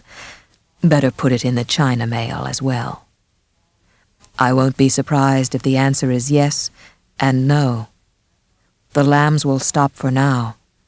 But, Clarice, you judge yourself with all the mercy of the dungeon scales at Thrieve. You'll have to earn it again and again, the blessed silence. Because it's the plight that drives you, seeing the plight, and the plight will not end, ever. I have no plans to call on you, Clarice, the world being more interesting with you in it. Be sure you extend me the same courtesy." Dr. Lecter touched his pen to his lips. He looked out at the night sky and smiled. I have windows. Orion is above the horizon now, and near it Jupiter, brighter than it will ever be again before the year 2000. I expect you can see it too. Some of our stars are the same, Clarice. Hannibal Lecter. Far to the east on the Chesapeake shore, Orion stood high in the clear night above a big old house and a room where a fire is banked for the night, its light pulsing gently with the wind above the chimneys. On a large bed there are many quilts, and on the quilts and under them are several large dogs. Additional mounds beneath the covers may or may not be noble pilcher. It is impossible to determine in the ambient light. But the face on the pillow, rosy in the firelight, is certainly that of Clarice Starling, and she sleeps deeply, sweetly, in the silence of the lambs. The Silence of the Lambs by Thomas Harris was abridged for audio by Judith Benenson. It was performed by Kathy Bates and directed by David Kaplan. It was recorded and edited by Karen Perlman. Elisa Shokoff was the production coordinator.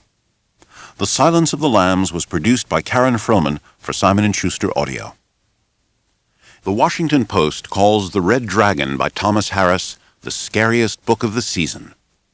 Simon & Schuster brings you the audio version of this terrifying thriller, coming soon to your local book or record store. If you're interested in other Simon & Schuster audio productions, you can also order by mail using the enclosed postpaid card, or call our toll-free number, 1-800-678-2677.